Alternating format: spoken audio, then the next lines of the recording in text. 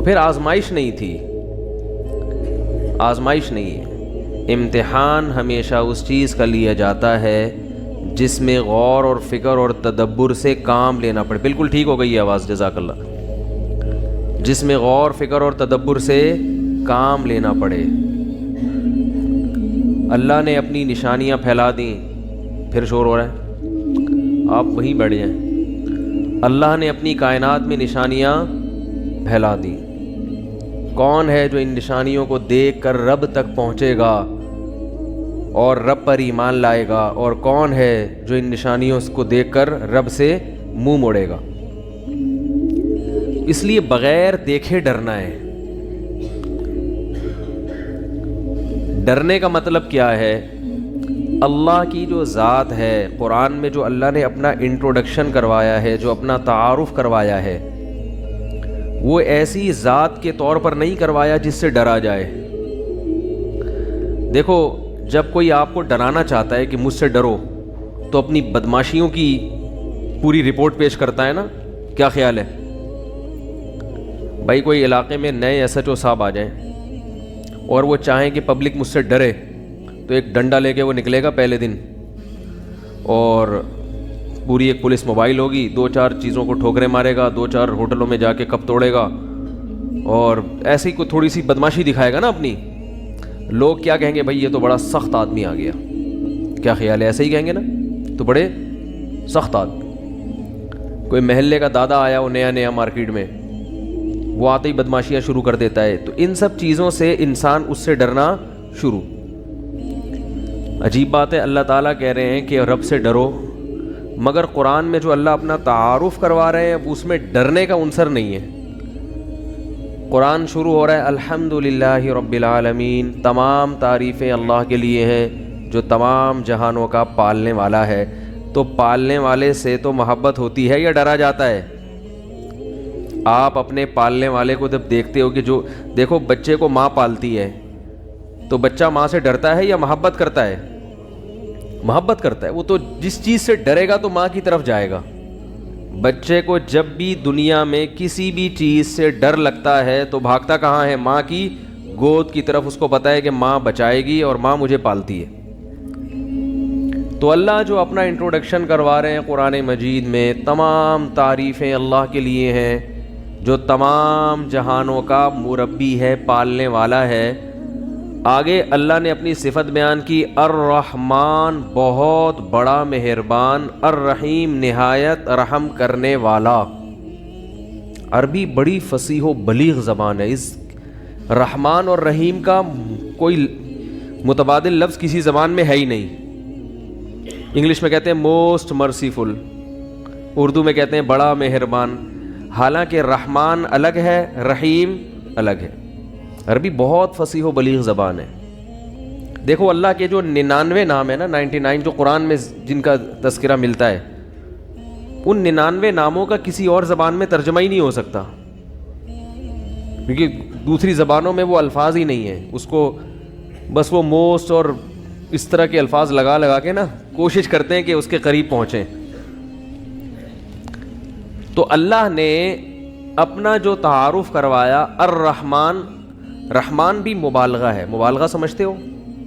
جیسے good better best نا، good کا معنی اچھا، بیٹر کا معنی زیادہ اچھا، بیسٹ کا معنی سب سے اچھا۔ تو مبالغہ، اس مبالغہ کہتے ہیں کہ کسی میں کوئی صفت کوٹ کوٹ کے بھری ہوئی ہو، کوٹ کوٹ کے کسی میں کوئی صفت بھری ہوئی ہو، تو اس کے لیے عربی میں الگ سے الفاظ استعمال ہوتے ہیں۔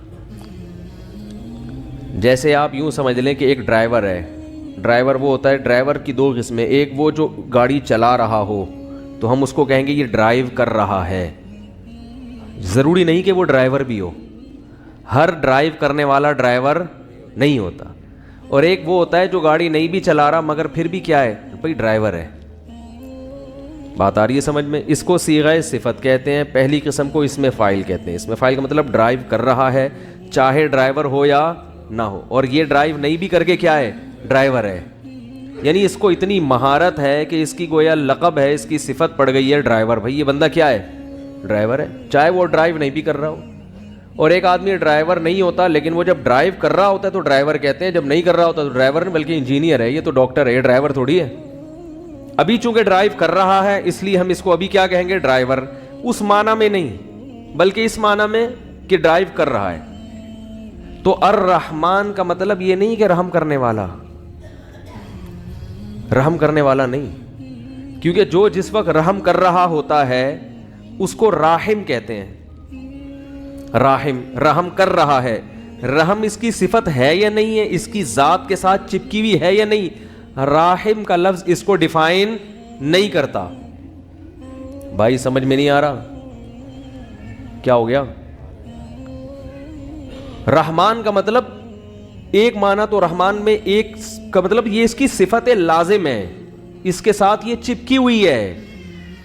یعنی یہ گویا رحم جو ہے نا، رحم رحمت والا مادہ، اس کی جیسے ہم دیکھو کوئی کسی موقع پر بہادری کا ارتکاب کرتا ہے تو لوگ کہتے ہیں اس نے بہادری دکھائی، مگر ضروری نہیں کہ وہ بہادر بھی ہو. اور آسان مثال، ایک آدمی بدماش مشہور ہو جاتا ہے، بدماش ہے محلے کا، لیکن وہ اس وقت بدماشی کر تھوڑی رہا ہے.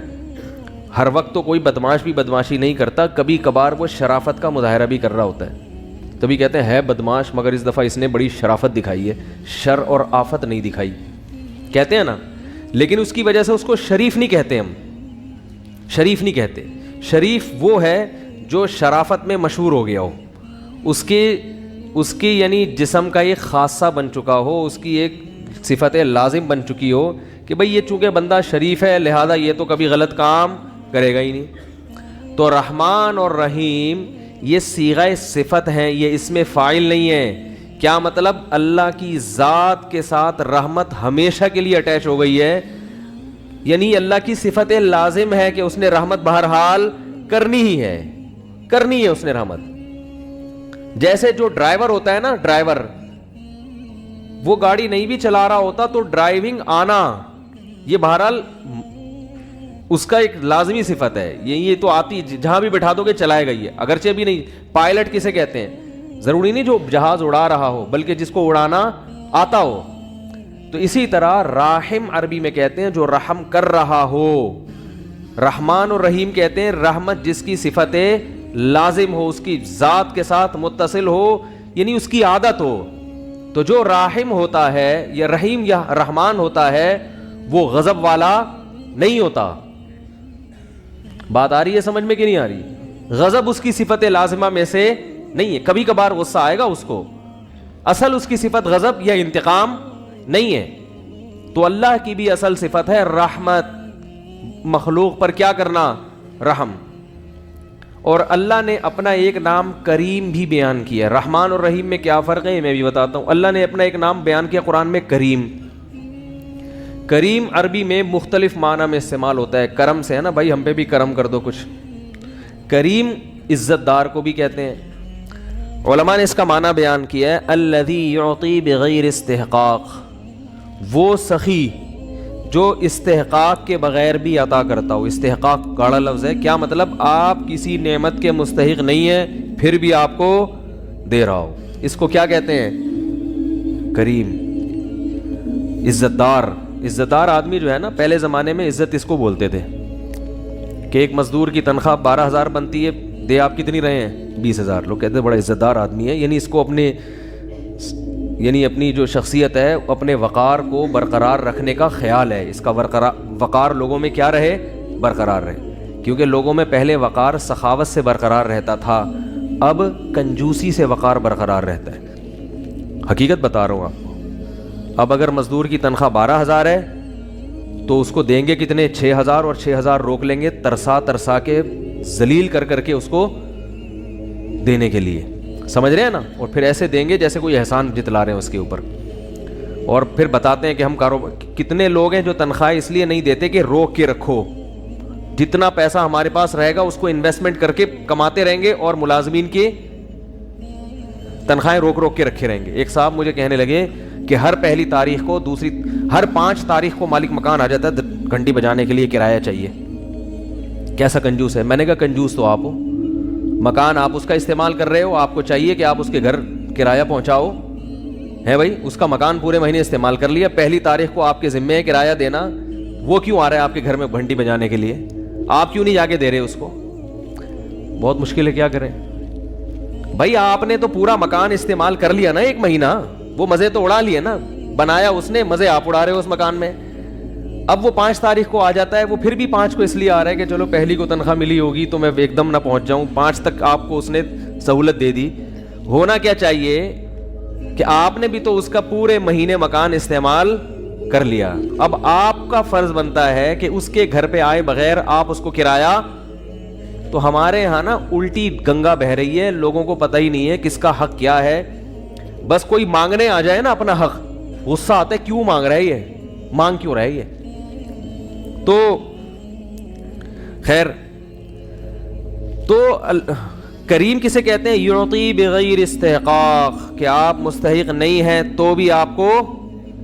دیکھو میں اگر مالک مکان ہوتا نا, پھر مالک مکان کے حق میں بیانات کرتا, تو آپ کہتے مولوی صاحب تو اپنے فائدے میں کر رہے ہیں, ان کے کرایہ دار تنگ کر. میں خود کرایہ دار ہوں, سمجھ رہے ہو, میں خود کیا ہوں؟ کرایہ دار ہوں. مجھے پتا ہے کہ کرایہ دار اکثر مالک مکان پہ ظلم کرتے ہیں. اکثر کرایہ دار گھر کی واٹ لگا دیتے ہیں. کسی کو گھر دے دو نا کرائے پر, وہ گھر کی ایسی کی تیسی کر دے گا. اتنا کرایہ نہیں ادا کر رہا ہوتا جتنا مالک مکان کو گھر کی ریپیئرنگ میں دوبارہ سے خرچہ کرنا پڑتا ہے. کیا کریں, چلو خیر. تو قرآن مجید میں اللہ کا ایک نام کیا ہے؟ کریم, جو بغیر استحقاق کے آپ کو, بولو بھائی, دے رہا ہے. آپ مستحق نہیں ہیں پھر بھی دے رہا ہے. تو اللہ نے اپنے جتنے نام قرآن میں بیان کیے, اور خاص طور پر 2 صفات اللہ نے اپنی بہت زیادہ ہائی لائٹ کی ہیں, الرحمن اور, بولو بھائی, الرحیم. یہ صفات اللہ کو اتنی محبوب ہیں. پہلے میں رحمان اور رحیم کا فرق بتا دوں. دونوں میں مبالغہ ہے. اچھا, 2 طرح سے مبالغہ ہے. ایک تو یہ کہ راحم کا مطلب اس وقت رحم کر رہا ہے, رحمان اور رحیم کا مطلب رحمت اس کی صفت لازمہ ہے, تو یہ بھی ایک مبالغہ ہو گیا نا. دوسری طرح مبالغہ یہ ہے کہ تھوڑی بھی اس کے, یعنی یہ بہت ماہر, جیسے ڈرائیور جو ہے نا, ڈرائیور ایک نارمل ڈرائیور ہوتا ہے جو گاڑیاں چلاتا ہے بڑے آرام سے, وہ کیا ہوتا ہے؟ ماہر ڈرائیور. تو ماہر ڈرائیور کے لیے الگ سے تو کوئی انگلش میں لفظ نہیں ہے, نہ اردو میں ہے. تو عربی میں مبالغے کے الگ سے صیغے ہوتے ہیں, جس سے پتہ چلتا ہے کہ یہ صفت اس میں بہت زیادہ, ایک تو اس کے لازمی حصہ ہے یہ, دوسرا تھوڑی نہیں ہے بلکہ کوٹ کوٹ کے اس کے اندر یہ صفت بھری ہوئی ہے. تو الرحمن کا مطلب بھی رحمت بہت زیادہ ہے اللہ کے اندر, اور رحیم کا مطلب بھی رحمت بہت زیادہ ہے اللہ کے اندر. اب بہت زیادہ کا جب دونوں کا مطلب ہی بہت زیادہ ہے تو یہ الگ الگ الفاظ کیوں ہیں؟ کیا ہو گیا بھائی؟ سوال پیدا ہوتا ہے نا کہ جب دونوں کا مطلب بہت زیادہ رحمت ہے تو رحمان کا لفظ الگ کیوں, رحیم کا لفظ الگ کیوں؟ تو علماء نے اس کا مفہوم بیان کیا ہے کہ بہت زیادہ رحمت 2 طرح سے ہوتی ہے. میں اس کو مثال سے سمجھاتا ہوں. دیکھو ہم کہتے ہیں کہ فلاں آدمی علاقے کا بہت بڑا سخی آدمی ہے, بہت بڑا سخی.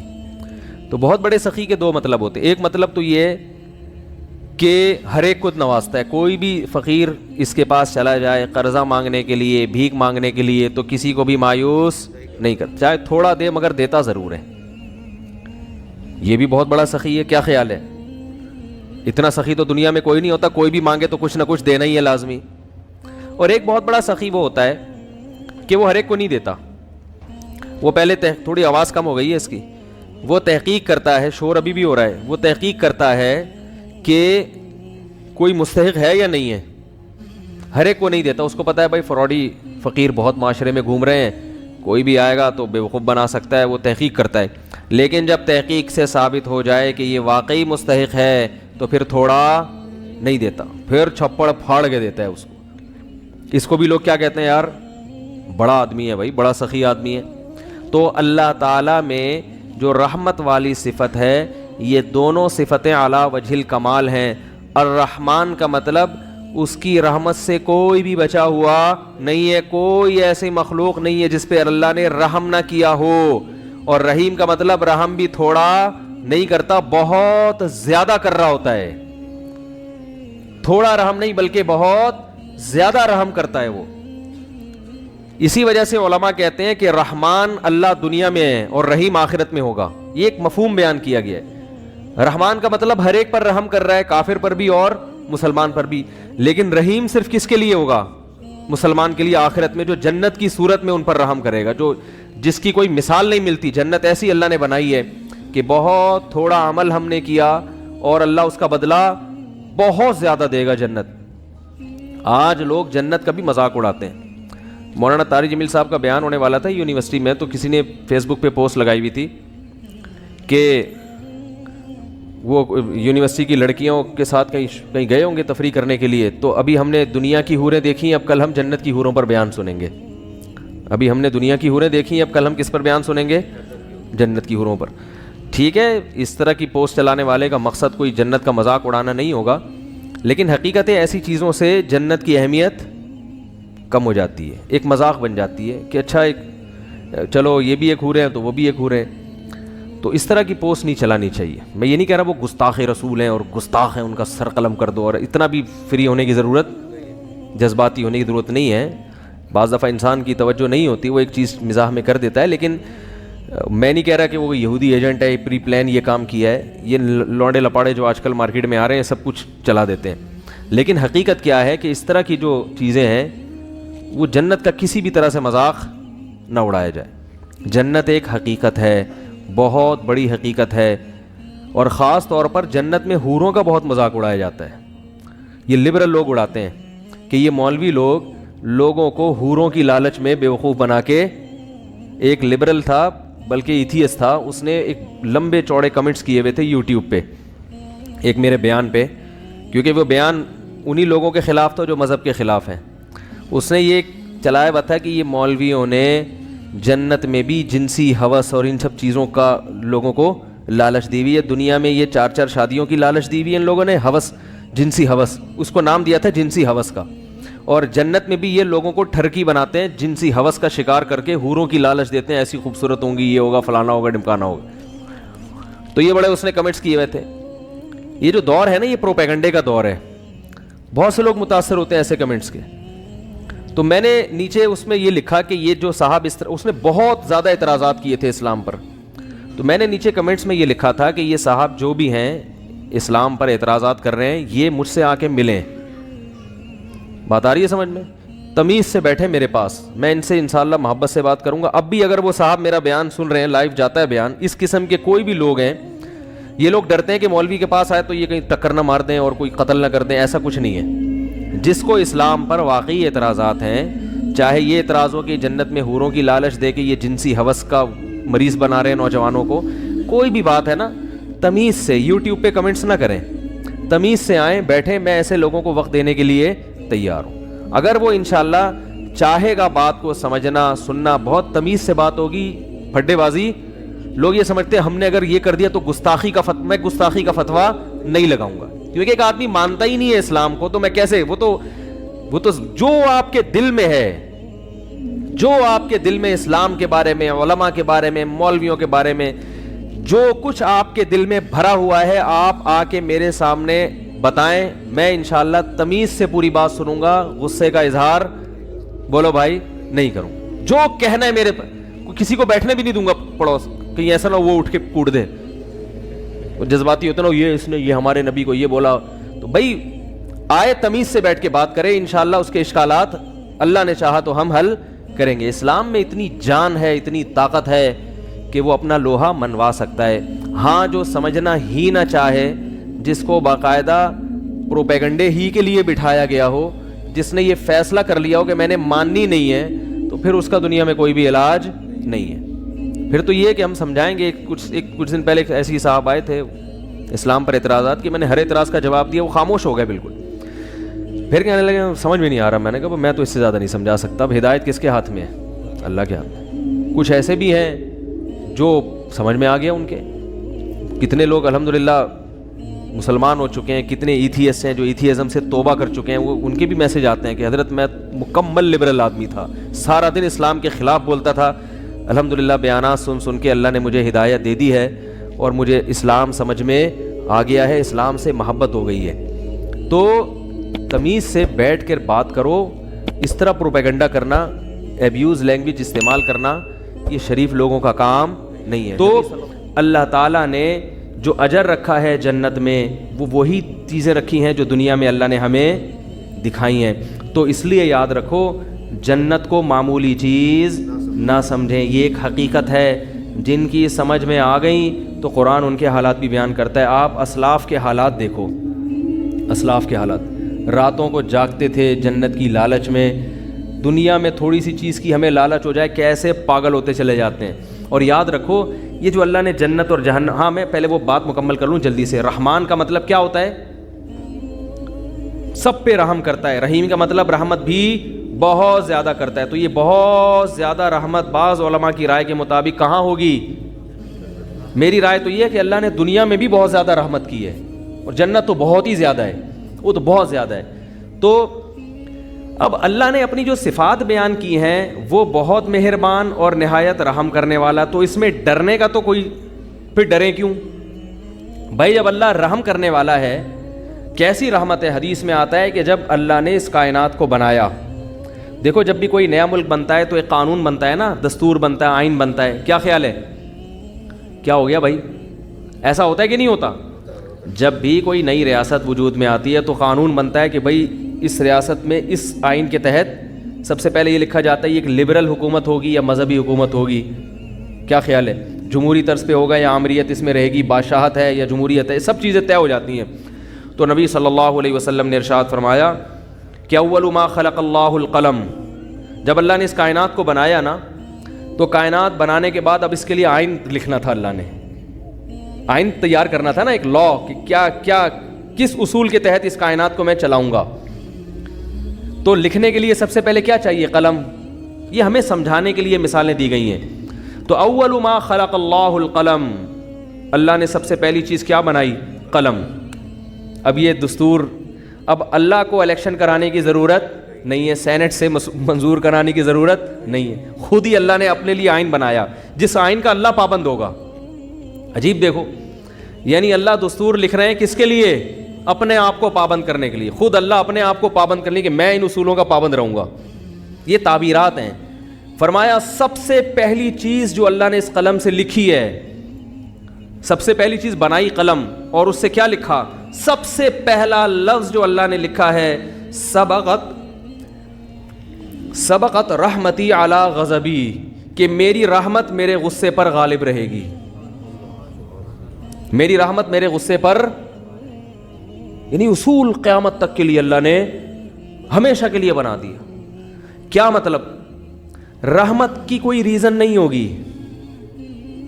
بات آ رہی ہے سمجھ میں؟ غالب کا مطلب یہی ہے نا بھائی, غصے کے موقع پہ غصہ آئے گا, سب کو آتا ہے, اللہ کو بھی غضب آئے گا غضب کے موقع پہ, لیکن رحمت غالب رہے گا. کیا مطلب؟ رحمت کسی ریزن کی محتاج, یعنی کسی پہ طرز کھاؤں گا, رحم کروں گا, اس کا کوئی سبب, یعنی ضروری نہیں کہ کسی نے کچھ اچھا کیا ہو تو میں اس پہ رحم کروں, ویسے ہی رحم کروں گا. اور غضب پر رحمت غالب کا مطلب بعض دفعہ ایسا بھی ہوگا کہ ایک پہلو اس کا تقاضا کرتا ہے کہ اس پہ رحم کیا جائے, اور ایک پہلو سے دیکھا جائے تو اس پہ یہ غضب کا مستحق ہے, تو رحمت والے پہلو کو ایسے موقع پہ کیا کر دوں گا؟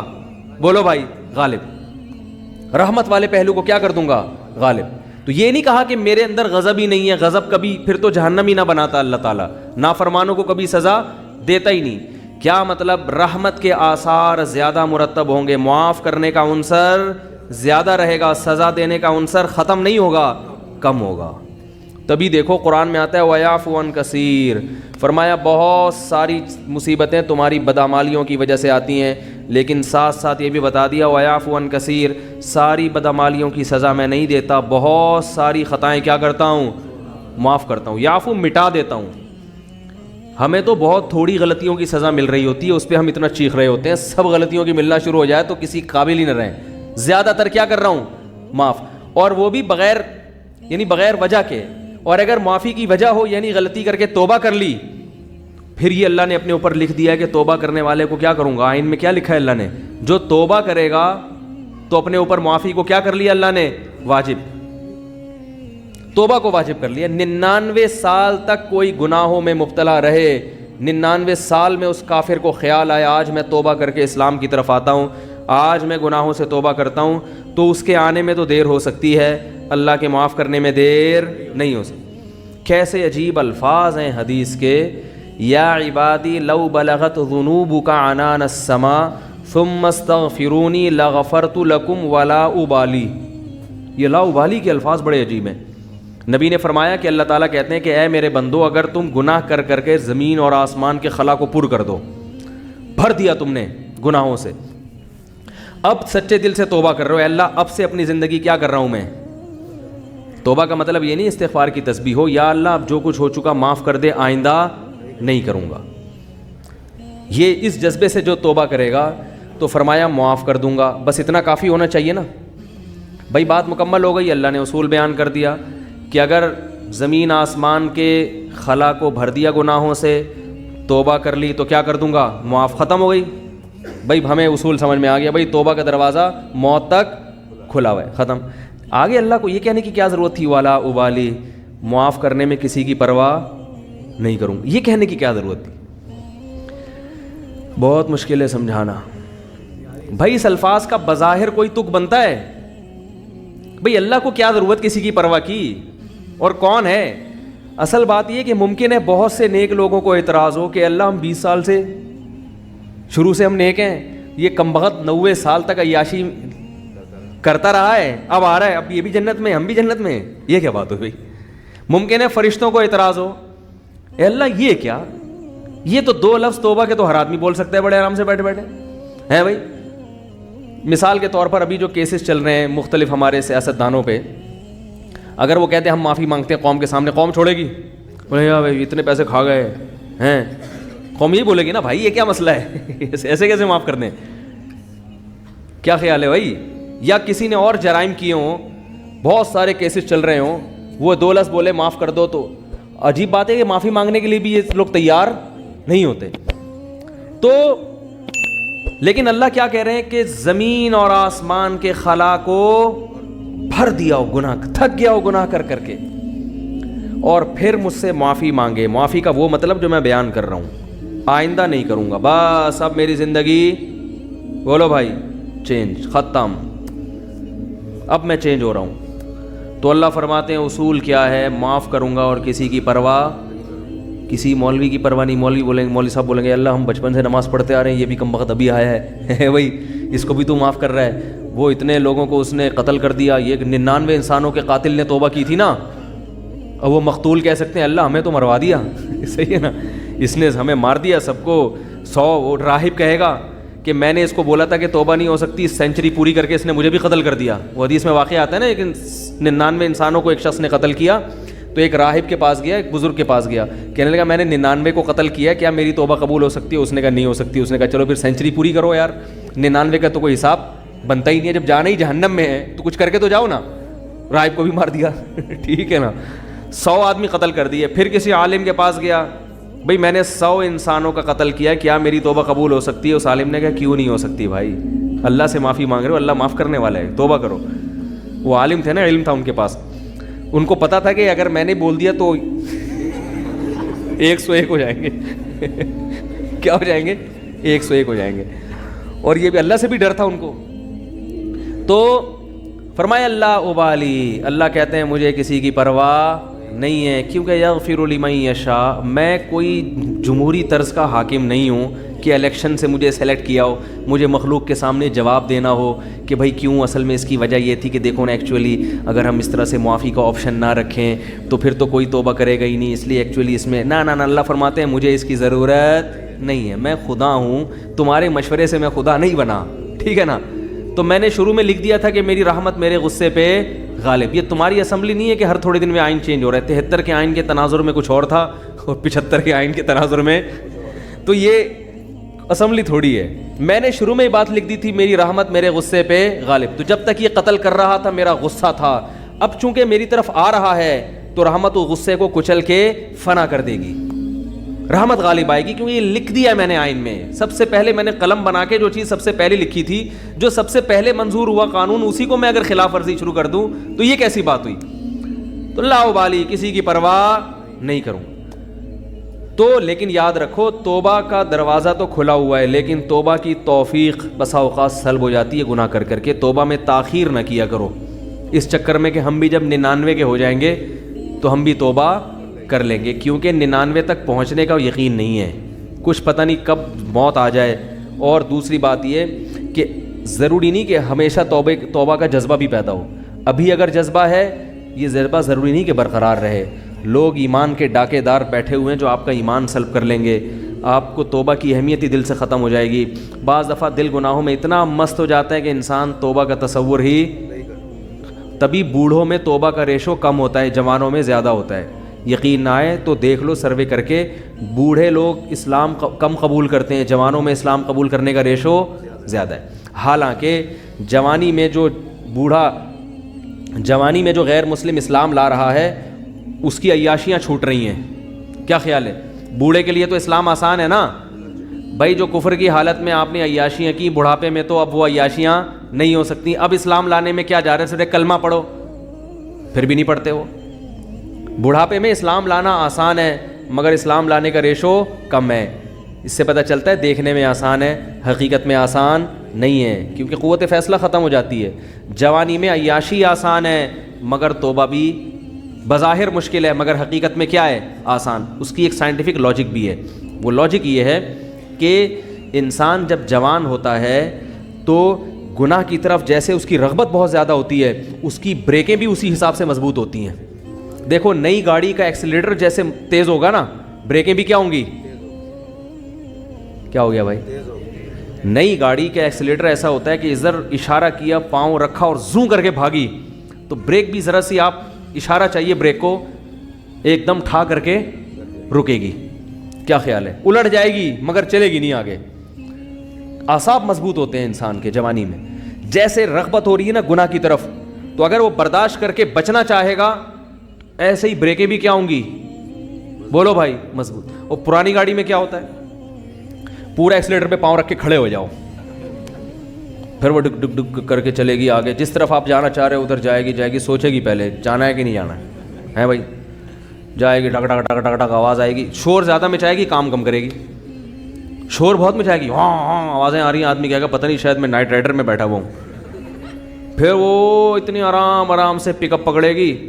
پھر جب آپ نے بریک لگائی, 5-10 کو بھیڑتے ہوئے 25-30 تو بندے مارے گی آگے جا کے. میں نے ایک دفعہ پرانی گاڑی خریدی تو مجھے پہلے تجربہ نہیں تھا کہ کس طرح سے ٹوپیاں کرائی جاتی ہیں, تو وہ میں نے کہا چلو ہاتھ صاف کرنے کے لیے اچھی ہے.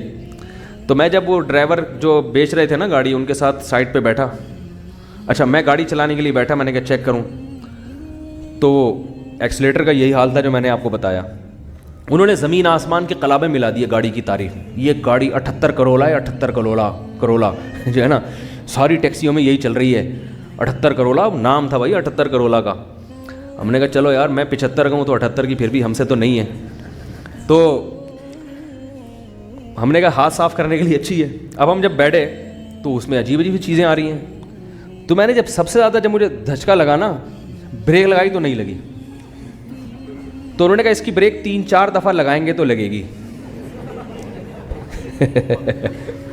3-4 دفعہ لگائیں گے تو لگے گی. میں نے کہا کوئی بندہ سامنے آ گیا تو یہ گاڑی میں لکھ کے لگاؤں میں آگے کہ تیسری دفعہ میں لگے گی. بھائی آپ اتنا فاصلہ گاڑی سے رکھیں کہ تیسری دفعہ میں آپ یعنی ٹکر ہوئی تو آپ کی ذمہ. میں نے کہا آگے اس پہ کیا لگا دو, بورڈ لگا دو کہ بھائی یہ تیسری دفعہ میں لگے گی. میں نے کہا لے پکڑ بھائی اپنی گاڑی, یہ 78 کرو, ہم 75 کے اس سے اچھے ہیں, اللہ کا شکر ہے. کیا خیال ہے, ہم 75 کے اس سے, اللہ کا ہماری پھر بھی پہلی دفعہ میں لگ جاتی ہے بریک.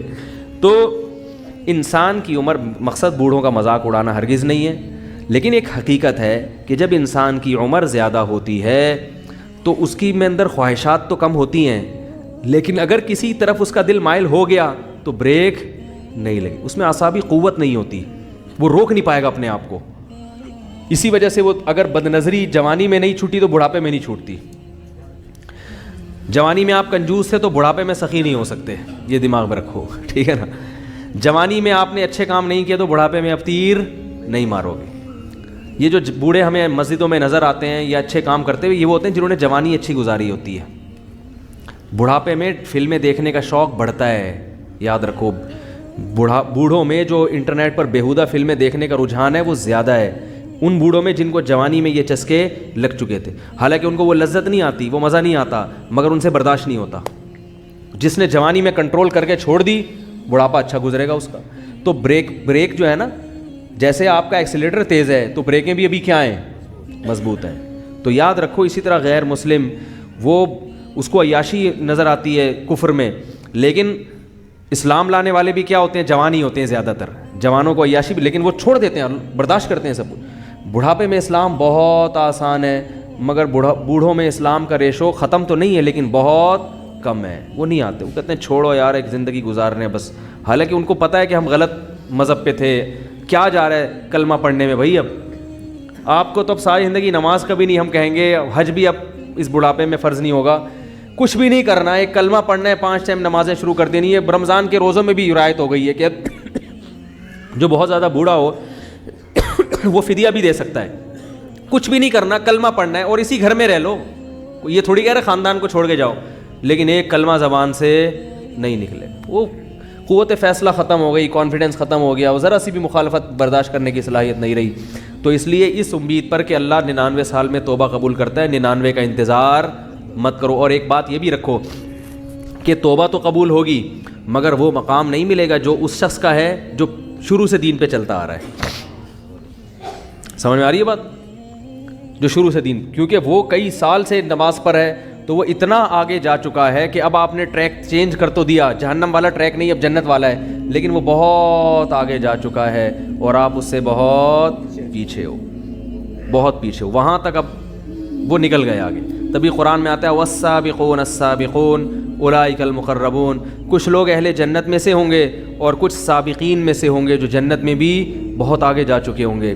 تو اسی وجہ سے نبی نے فرمایا نا, قیامت کے دن اللہ 7 آدمیوں کو عرش کے سائے میں جگہ دے گا. ان میں ایک وہ بھی ہے شاب نشا فی عبادت اللہ عز وجل, جس نے جوانی میں اللہ کی اطاعت کی ہو.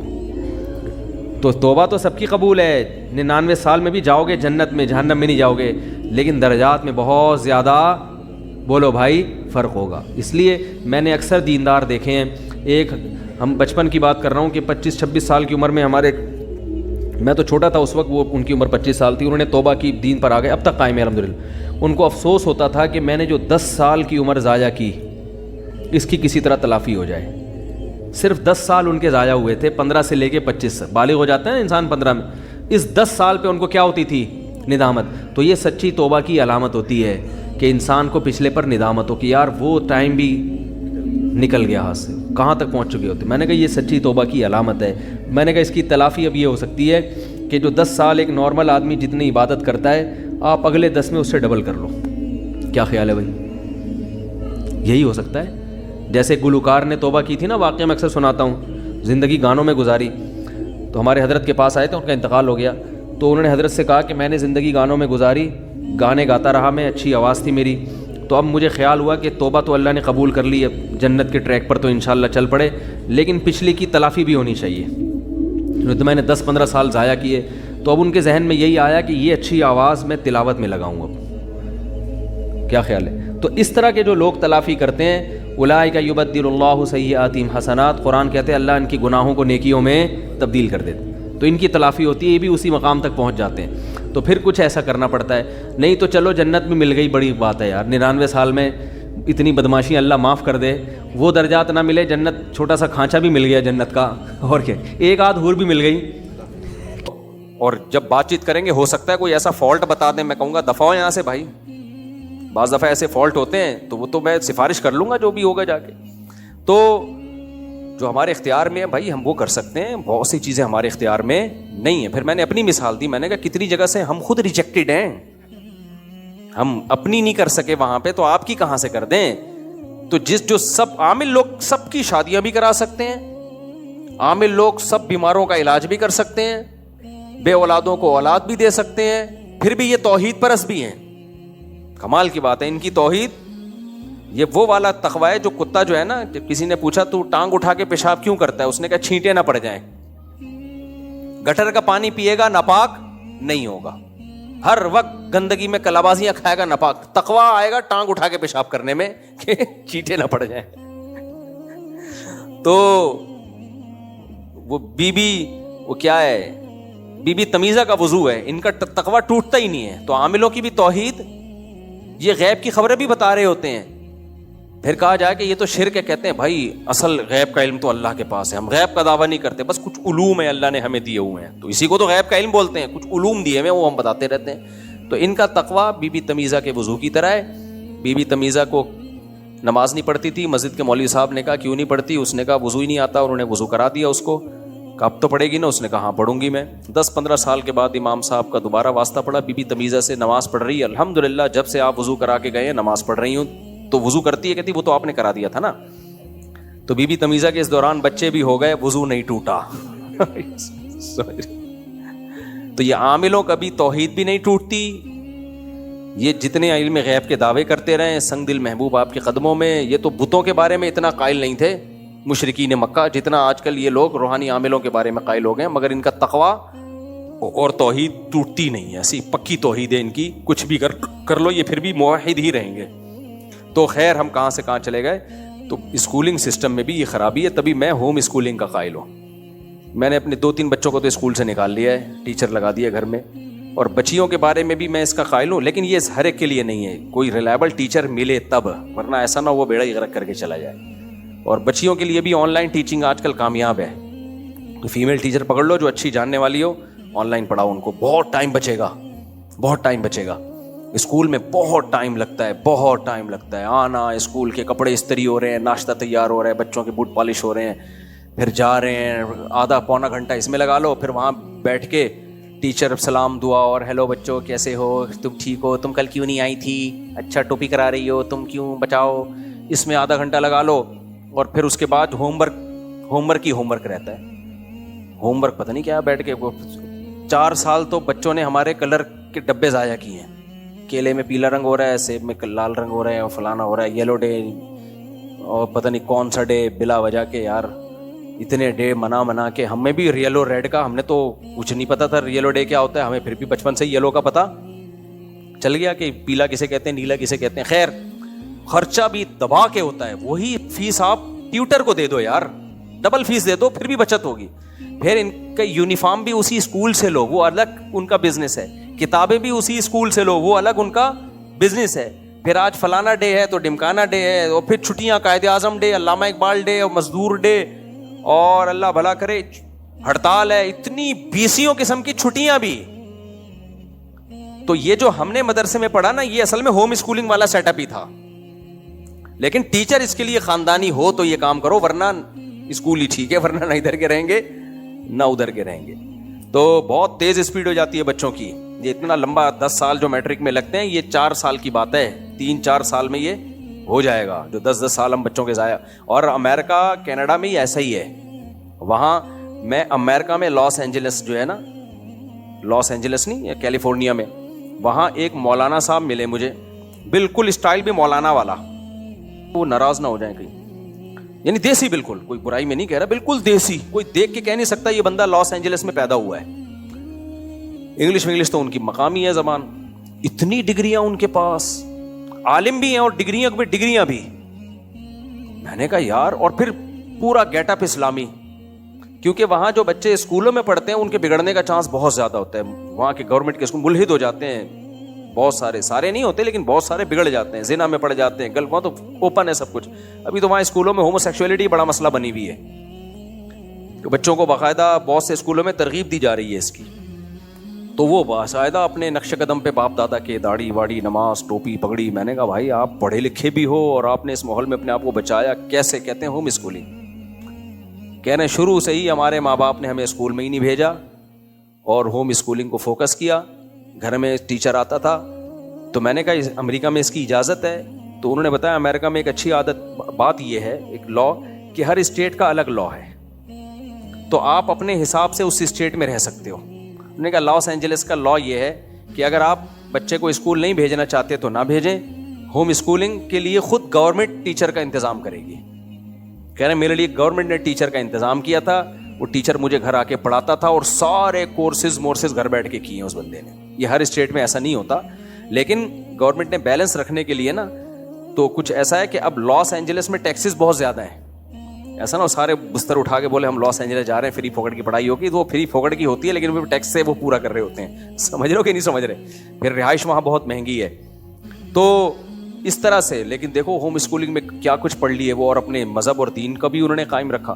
تو خلاصہ میرے بھائی بات کا یہ نکلا کہ پڑھائی ہو یا کوئی بھی دنیا میں کام ہو, کھوپڑی استعمال کر کے ہو تو پھر صحیح ہوتا ہے. پھر اس کھوپڑی پر عمل نہ ہو تو ایک الگ بات ہے, وہ تو ہم 100% کون کس چیز پہ عمل کرتا ہے بھائی. پلاننگ تو ہونا, پھر اس پلاننگ میں 10 چیزیں گڑبڑ بھی ہوتی ہیں. اس کی ایک مثال دے کے بس میں اپنے اصل آج کے جو بیان پہ آتا ہوں. مثال اس کی یہ ہے, دیکھو کئی سال پہلے کی بات ہے, ایک بڑا جلسہ کیا علماء نے نا کسی خاص مقصد کو حاصل کرنے کے لیے. اس جلسے میں بدنظمی ہوئی تو کسی نے آ کے شکایت کی حضرت مفتی رشید احمد صاحب رحمہ اللہ سے کہ جلسہ تو بڑا زبردست تھا لیکن بدنظمی بہت تھی. تو حضرت نے فرمایا کوئی بات نہیں, نظم تو تھا نا. کیا مطلب؟ بدنظمی بھی نظم کی ایک قسم ہے, یعنی کام تو ہو گیا نا, بھونڈے طریقے سے ہو گیا. سمجھ رہے کہ نہیں سمجھ رہے؟ تو بھونڈے طریقے سے ہو گیا لیکن کام جو جلسے کا جو اصل ہدف تھا, جو ٹارگٹ تھا, وہ تو پورا ہو گیا نا. تو ہم جب کوئی پلاننگ کر کے کام کرتے ہیں, کام میں ڈنڈی مار لیتا ہے انسان. اس کی مثال ایسے, آپ نے پلاننگ کی کہ میں نے پشاور جانا ہے, بغیر پلاننگ کے بوریا بستر لے کے نکل گئے گھر سے پشاور کی طرف رخ کر کے, کئی مہینے لگ جائیں گے, شاید پشاور نہیں پہنچ پاؤ گے آپ. کیا خیال ہے؟ کیونکہ پلاننگ کے بغیر منہ اٹھا کے جا رہے ہو. کوئی رکشا آیا, کبھی اس میں بیٹھ گئے, WR میں بیٹھ گئے, جو بھی ادھر کو جانے والی چیز ہے اس میں لٹک گئے. صحیح ہے نا؟ اس طرح سوراب گڑھ پہنچے تو دیکھا ایک بس ادھر حیدرآباد کی طرف جا رہی, پیچھے وہاں لٹک گئے. تو پہنچ تو ایک نہ ایک دن جاؤ گے, اور یہ بھی ممکن ہے راستے میں ہی بڑھ جائے پروگرام آپ کا. لیکن پلاننگ کی آپ نے اپنی جیب دیکھی, یار جہاز کا ٹکٹ افورڈ کر سکتا ہوں تو جہاز, ٹرین کا تو ٹرین. تو اب اس میں عین ممکن ہے کہ آپ ٹرین راستے میں خراب ہو جائے, یا آپ ٹائم پہ پہنچ نہیں پائے, وہ ٹرین نکل گئی, اگلی ٹرین سے جانا پڑ گیا.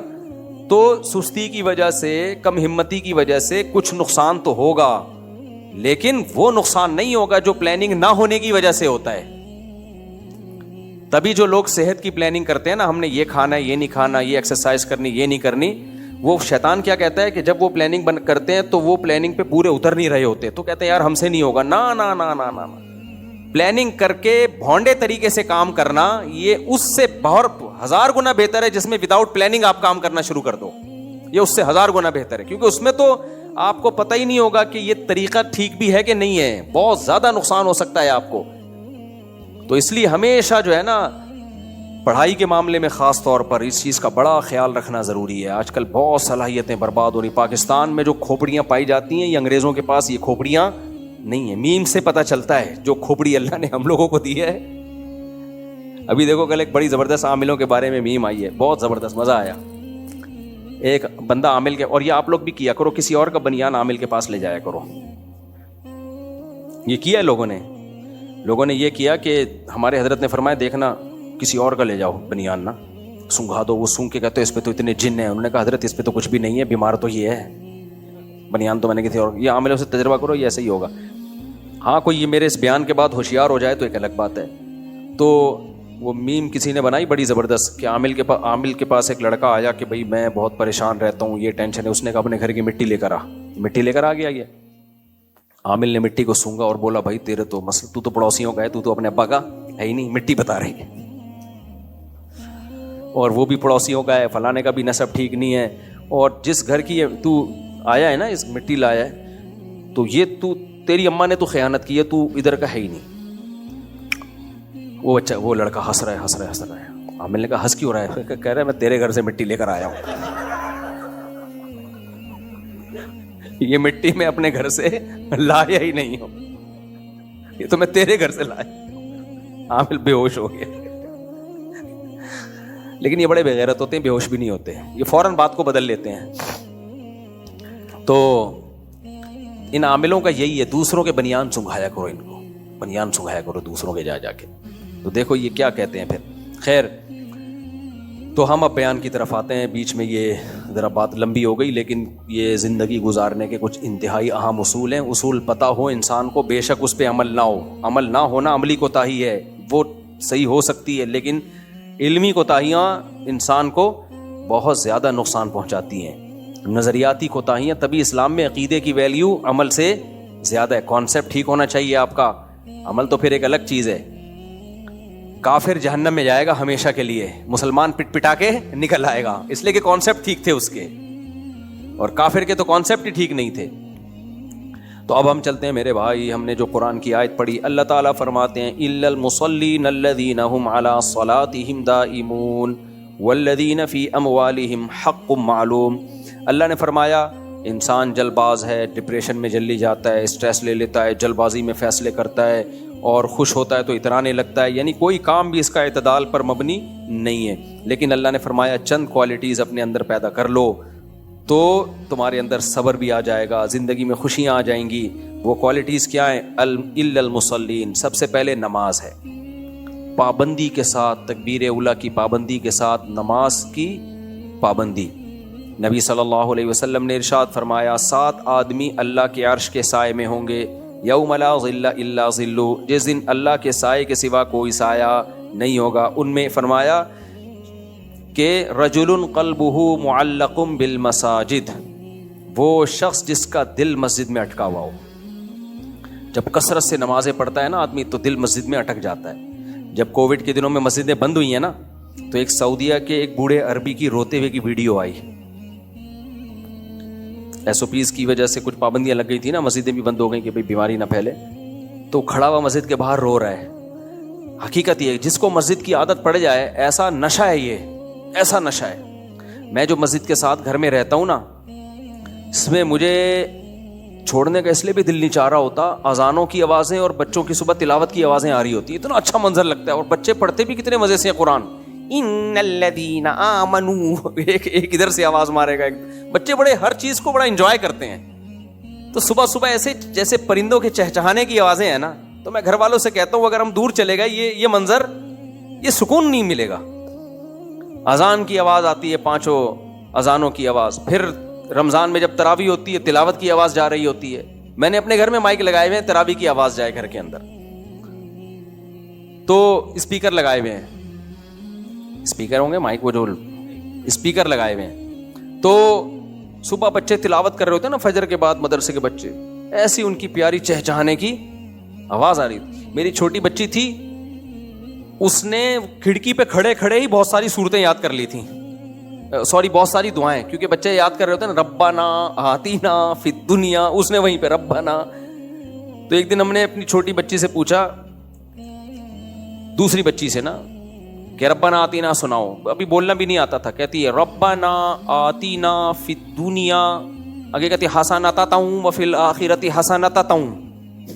ہمیں اتنی ہنسی, میں نے کہا دوبارہ, کہہ رہی ہے فی الدنیا حسنۃ, حسنہ نکلنا ان کے منہ سے مشکل ہوتا ہے, حسنۃ وفی الآخرۃ حسنۃ. تو یہ مسجد کے ماحول سے یہ چیزیں آہستہ آہستہ آتی ہیں, اس لیے مسجد کے قریب رہا کرو بھائی. ہاں کچھ مسجدیں ایسی ہوتی ہیں ہر وقت بھونپو لے کے نا, وہ مؤذن لگا ہوا ہوتا ہے, اس سے آدمی پھر پناہ مانگتا ہے, یار بس کر دے, اذان ہو بس, اس سے زیادہ نہیں. اور اذان بھی مختصر, یہ جو اتنی لمبی کھینچ کے اذانیں دیتے ہیں یہ بھی خلاف سنت ہیں. اذان ہی نہیں ختم ہو رہی بھائی, تو کیا کر رہا ہے, اتنی کھینچتے اللہ وہ کھینچے چلا جا رہا ہے یار. مختصر اذان ہو اچھی لگتی ہے, تو باوقار اذان ہو, اس میں زیادہ نہیں وہ اتار چڑھاؤ کر رہا ہو, تو بہت خوشی ہوتی ہے, سکون ملتا ہے اذان سن کے. میں جب مدرسے میں اذان دیا کرتا تھا تو ہمیں حضرت مفتی رشید احمد صاحب نے اذان سکھائی تھی, اور بہت سختی کی تھی کہ آڑی ترچھی اذان نہیں دینا, بالکل اللہ اکبر ایسے اس طرح سے. اور اشہدو اللہ میں لا کو کھینچنا ہے, اس پہ مد ہے, جہاں مد نہیں ہے وہ نہیں کھینچنا. تو ایسی ستھری بھی اذان ہوتی تھی ہماری, سیدھی سادھی بالکل, لیکن اس سے سکون اتنا ملتا تھا. مجھے یاد ایک دفعہ میں اذان دی نا, میں نے ظہر کے وقت میں, ہم سب سوتے تھے, سو کے جب اٹھتے تھے آدمی ویسے ہی فریش ہوتا ہے, تو حضرت کو اتنا مزہ آیا, اپنے گھر چھوڑ کے نا, دروازہ چھوڑ کے نیچے اتر آئے. جب تک میں اذان دیتا رہا ہوں حضرت کھڑے ہو کر اذان سنتے رہے. اذان میں بہت سکون ہے, بشرطے کہ دینے والا اس کو زیادہ نہ اتار چڑھاؤ کرے, تمیز سے دو, سیدھی سیدھی اذان. عجیب عجیب اذانیں ہو رہی, اللہ اکبر, عجیب سی, یعنی جتنا بگاڑ سکتے ہیں نا بگاڑ رہے ہوتے ہیں. ایک جگہ ہم جامعہ فاروق کے قریب رہا کرتے تھے, شاہ فیصل کالونی, تو ایک چھوٹی سی مسجد تھی, وہ اذان کیسے دیتا تھا.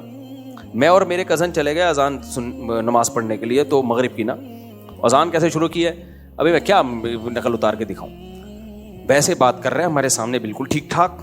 وہاں گیا ہے تو عجیب ہی اسٹائل نکالا, اللہ پتہ نہیں عجیب سے میں کیا ہو, یعنی پھر وہ میم بن جاتی ہے نا, پورا یوٹیوب پہ لوگ اس کو چلا کے شروع کر دیں گے. عجیب بناوٹ کر رہا ہے اذان میں, ہمیں کبھی رونا آ رہا ہے کبھی ہنسی آ رہی ہے. ہم نے کہا ابھی تو صحیح تھا یہ.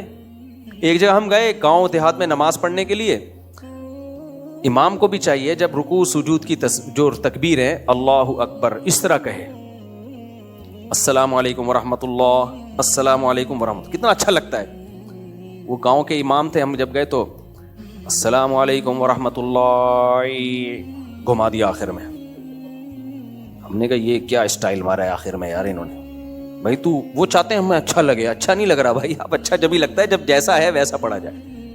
تو اس طرح گھما رہے ہوتے ہیں لوگ, اذانوں میں بھی تلاوت میں بھی گھما رہے ہوتے ہیں, اس سے روحانیت ختم ہوتی ہے. تو ہم یہاں ہوتے ہیں, اتنا اچھا لگتا ہے, اذان کی آواز آتی ہے اور بچوں کے چہچہانے کی آواز آ رہی ہوتی ہے, عجیب سکون ملتا ہے اس سے. مسجد کے قریب نا بڑا بچے خود بخود تربیت ہو رہی ہوتی ہے. کل کیا ہوا ہے, میں گھر میں تھا, میرا چھوٹا بچہ آیا, چھوٹا بچہ نا لڑکا, مغرب سے پہلے نا پتہ نہیں کیا, چھوٹا ہے بھی صحیح بولنا بھی نہیں آتا, آیا نیت باندھ کے کھڑا ہو گیا. میں نے کہا اس کو کیا ہو گیا اچانک, رکوع میں جا رہا ہے خود ہی شروع. کتنا کہ سکون ملتا ہے بچوں کو اس حرکت میں دیکھ کے انسان. یار چلو, میں نے کہا یہ آٹو پہ ہے میرا خیال ہے, یہ کیا ہے آٹو پہ آیا, نہ سلام نہ دعا, ایک دم نیت باندھ کے. گھر میں آپ نماز پڑھو, نبی صلی اللہ علیہ وسلم نے فرمایا گھر میں ایک کمرہ نماز کے لیے خاص کر دو, صاف. میں نے جب جاتا ہوں بعض مالداروں کے بڑے بڑے گھر ہیں, انہوں نے ایک کمرہ نماز کے لیے بنایا ہوا, تو بڑا خوبصورت بنایا ہوا ہوتا ہے, وہ اس میں خوشبو جل رہی ہوتی ہے, بہت اچھا لگتا ہے, اس میں سکون بھی ملتا ہے نماز پڑھ کے. تو اس سے کیا ہوتا ہے, جب آپ گھر میں نماز پڑھتے ہو سنتیں نوافل, بچے خود بخود سیکھتے ہیں. میں جب بھی گھر میں کھڑا ہوتا ہوں نا مصلی لے کے, اتنا مزہ آتا ہے. بچے دائیں بائیں آ کے جو مصلی وہ نیت باندھ کے کھڑے ہو جاتے ہیں نا, ساتھ میں چھوٹے چھوٹے بچے, اور ان کی نماز ٹوٹتی نہیں ہے. ایک میری بچی نے اسکارف لیا تو دوسرے نے کپڑے نہیں پہنے ہوئے تھے, کوئی پیمپر ویمپر چینج ہو رہا تھا اس کا, اسکارف لے کے کھڑا ہو گیا, حالانکہ وہ لڑکا ہے, نیچے سے پورا فارغ ہوا ہوا ہے اور اوپر سے اسکارف. میں نے اس کی تصویر کھینچ کے اس کے نانا کو بھیج دی. میں نے کہا آپ کے نواسے کے, وہ اتنا ہنسے ہیں, کہہ رہے, پھر انہوں نے کہا یار شیطان بھی بچوں سے پناہ مانگتا ہے, اس کو پتہ ہی نہیں, اسکارف لے کے کھڑا ہو گیا نا. تو آپ جب بھی گھر میں مصلی بچھاؤ, دیکھو آپ بچوں کو کہنا نہیں پڑتا, خود ہی آئیں گے, پھر نماز پڑھنا شروع کر دیں گے. پہلے الٹی طرف سلام پھیریں گے, پھر سیدھی طرف سلام پھیریں گے. الٹی ہاتھ کی انگلی اٹھا رہے ہوں گے آپ کو دیکھ کے نا, کوئی یہ انگلی اٹھا رہا ہے, کوئی بچے, پھر نماز کے دوران چلے بھی جائیں گے, پیشاب کر کے واپس آ کے جہاں سے چھوڑی تھی وہیں سے شروع کر دیں گے. کس قدر سکون ملتا ہے یار. تو مسلمان گھرانوں کی یہ رونق ہے. بچے انگریز ان بچوں سے کیا ہیں, محروم. ہندو بھی محروم ہو گئے اب تو ہمارے گھروں کی رونق ہے. مصلی, نماز, تلاوت, تسبیح, اچھا لگتا ہے یار. بچے پڑھتے ہوئے گھر میں آپ آؤ, تلاوت کرتے ہوئے, نماز پڑھتے ہوئے سکون ملتا ہے. ہر وقت ٹی وی چل رہا ہے, میچز چل رہے ہیں, ٹی وی چل رہا ہے, میچز چل رہے ہیں, فلمیں چل رہی ہیں, ڈرامے چل رہے ہیں, بے سکونی ہے بھائی, بے سکونی ہے یہ. تو باہر ملکوں میں تو بہت سختی سے میں کہتا ہوں یار, تم تو غیر مسلم کنٹری میں رہتے ہو, تم نے تو ایمان بچانے کے لیے ضروری ہے کہ مسجد کے قریب گھر لو. تمہارا تو ایمان بچے گا نہیں اگر تم مسجد کے قریب نہیں رہے. تو مسجد کے قریب رہا کریں, لیکن بشرطے کہ مؤذن کے ہاتھ میں ہر وقت بھونپو ہر وقت وہ جو ہو, وہ تو پھر دماغ خراب ہے. ایسی بھی مسجدوں کے قریب میں رہا ہوں, ہر وقت بجتی رہتی ہیں. تو ہم کہتے تھے پروگرام چل رہا ہے ابھی, نشریاتی پروگرام ہے ابھی, اور ان کی وہ فرمائشی پروگرام چلتے تھے. لوگ امام صاحب کو کہتے ہیں امام صاحب یہ والی نظم سنا دیں, وہ بھونپو لے کے شروع ہو جاتے. تو وہ لوگ بیزار آ گئے تھے. پہلے مسجدوں کے قریب کے گھر بہت مہنگے ہوا کرتے تھے, اب سستے ہو گئے ہیں. لوگوں کو پتہ ہے کہ ہر وقت بھونپو. ہم نے تو جمعے کی نماز میں بھی نا بیان میں باہر کا مائک بند کرایا ہوا ہے, اسپیکر بند کرایا ہوا ہے کہ جس نے بیان سننا ادھر آئے گا, باہر آواز نہیں جائے گی. بہت لوگوں نے کہا کہ ہم گھر بیٹھے بیان سنتے ہیں, آن کرتے ہیں. ہم نے کہا آپ سن رہے ہو, ضروری نہیں کہ سارے سن رہے ہو, تو جس نے سننا ادھر آ کے سنے. صرف اذان ہوگی, باقی کوئی مسجد سے باہر ہمارا مائک نہیں جاتا. تراویح میں بھی ہم نے محدود کیا ہوا ہے, ورنہ بعض مسجدوں کی تراویح کی آواز بھی ہمیں اپنی تراویح کی آواز میں آ رہی. ایک دفعہ تو ایسا ہوا ہے, میں ایک مسجد میں نماز پڑھا رہا تھا, دوسری مسجد نے مائک آن کیا ہوا, اس نے اللہ اکبر کا, سب لوگ رکوع میں چلے گئے. سمجھ میں نہیں آ رہا کہ کیا کرا. بھائی تو بند کر اس کو مائک یار. تو یہ بھی غلط ہے, آپ مذہب کا ناجائز فائدہ اٹھا رہے ہو, لوگوں کو تکلیف دے رہے ہو آپ. تو خیر اللہ نے فرمایا کہ سکون کس میں ہے بھائی؟ نماز میں ہے. الا المصلین, گھر کا سربراہ کچھ قربانیاں دیتا ہے, نماز کی پابندی کرتا ہے, لیکن اس کا آؤٹ پٹ اسے گھر میں مل جاتا ہے. اگر آپ ہی نماز نہیں پڑھتے تو بچے کہاں پڑھیں گے؟ آپ ہی نہیں پڑھتے, آپ سگریٹ پیتے ہو, آپ کو میرے بچے نہ پئیں, یہ بہت مشکل ہے میرے بھائی. تو بچوں کی تربیت کے لیے بہت سی قربانیاں دینی پڑتی ہیں. مجھے یاد ہے ایک شخص آیا میرے پاس, شراب بھی پیتا تھا, غلط ایکٹیویٹیز میں بھی تھا, کہتے ہیں میں نے سب چیزیں چھوڑ دی ہیں. میں نے کہا کیسے؟ کہہ رہے یار میری جب سے بیٹی پیدا ہوئی ہے نا, بس اس کے مستقبل کی فکر میں نے سب کچھ چھوڑ دیا. کہ بچی کو جب پتہ چلے گا ابا پیلے پلانے کا شوق رکھتے تھے, آگے اس کے رشتوں کے معاملات آئیں گے کہ جی اس گھر میں رشتہ بھیجتے ہیں, بیٹے آپ کے باپ کیا کرتے ہیں؟ جی پیتے ہیں. تو رشتہ کس کا آئے گا؟ پینے والوں کا ہی آئے گا. بلکہ وہ بھی نہیں, پینے والا بھی چاہتا ہے کہ ایسی جگہ بھیجوں نہیں پیتی ہو, کیونکہ وہ ایسا نہ ہو کہ دونوں ہی پی کے ٹن ہوئے ہوں. کیا خیال ہے؟ تو مار دیں گے ایک دوسرے کو. تو مسلمان کو اللہ کی قسم اٹھا کے اگر کہوں تو ہانس کا مطلب جھوٹا نہیں ہوں گا میں اس قسم میں. یہ جو اسلام اللہ نے ہمیں دے دیا نا, یہ فیملی والے آدمی کو اس کی نعمت کا پتہ ہے. کتنا گھروں میں جہاں اسلام ہے, رمضان میں کتنی برکت ہوتی ہے گھر کے اندر, کتنا سکون ہوتا ہے, سب کا روزہ ہوتا ہے, سحری میں سب سحری کر رہے ہوتے ہیں. تو یہ اللہ کی طرف سے, یہ غیر مسلموں کے پاس یہ نعمتیں نہیں ہیں. عجیب, وہ منہ اٹھایا وہ ادھر چلا گیا.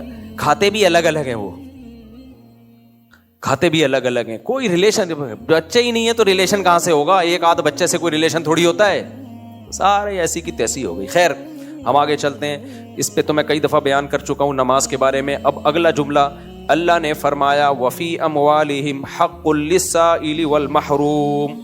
یہ بہت اہم آیت ہے. قرآن نے جہاں بھی نماز کا تذکرہ کیا, روکھڑا خرچ کرنے کا لازمی تذکرہ کیا ہے.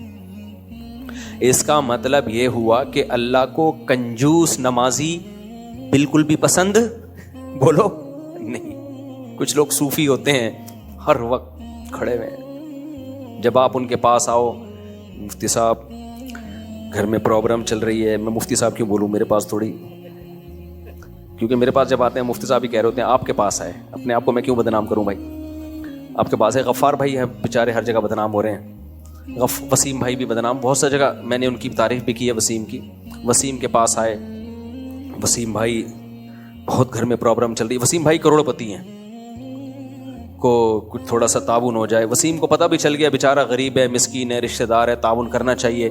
لیکن وسیم بھائی 2 رکعت صلاۃ الحاجت کی نیت مان لیتے ہیں کہ تیرے لیے میں گڑ گڑا کے آج رات انشاءاللہ دعا کروں گا. ارے وسیم بھائی میری اماں بیمار ہے, پیسے دینے, آپریشن کرانا ہے. دیکھو اللہ نے کہا استعینوا بالصبر والصلاۃ, مدد مانگو کس سے؟ نماز سے. تو میں نماز پڑھ رہا ہوں. تو اللہ کو پتا تھا کہ اس ٹائپ کے نمازی بھی مارکیٹ میں آئیں گے. دعا کا موقع, دعا تو کرنی چاہیے لیکن اسباب بھی تو اختیار کرنے چاہیے نا. اگلے کی ٹانگ ٹوٹ گئی ہے, پیسے لگا سکتے ہو لیکن دعا سے جوڑنے کی کوشش میں لگے ہوئے ہو آپ. نماز پڑھ کے جڑ جائے گی وہ. ہمارے حضرت واقعہ سنایا کرتے تھے نا, ایک آدمی کا کتا مر رہا تھا, یہ رو رہا تھا, بہت زیادہ رو رہا تھا.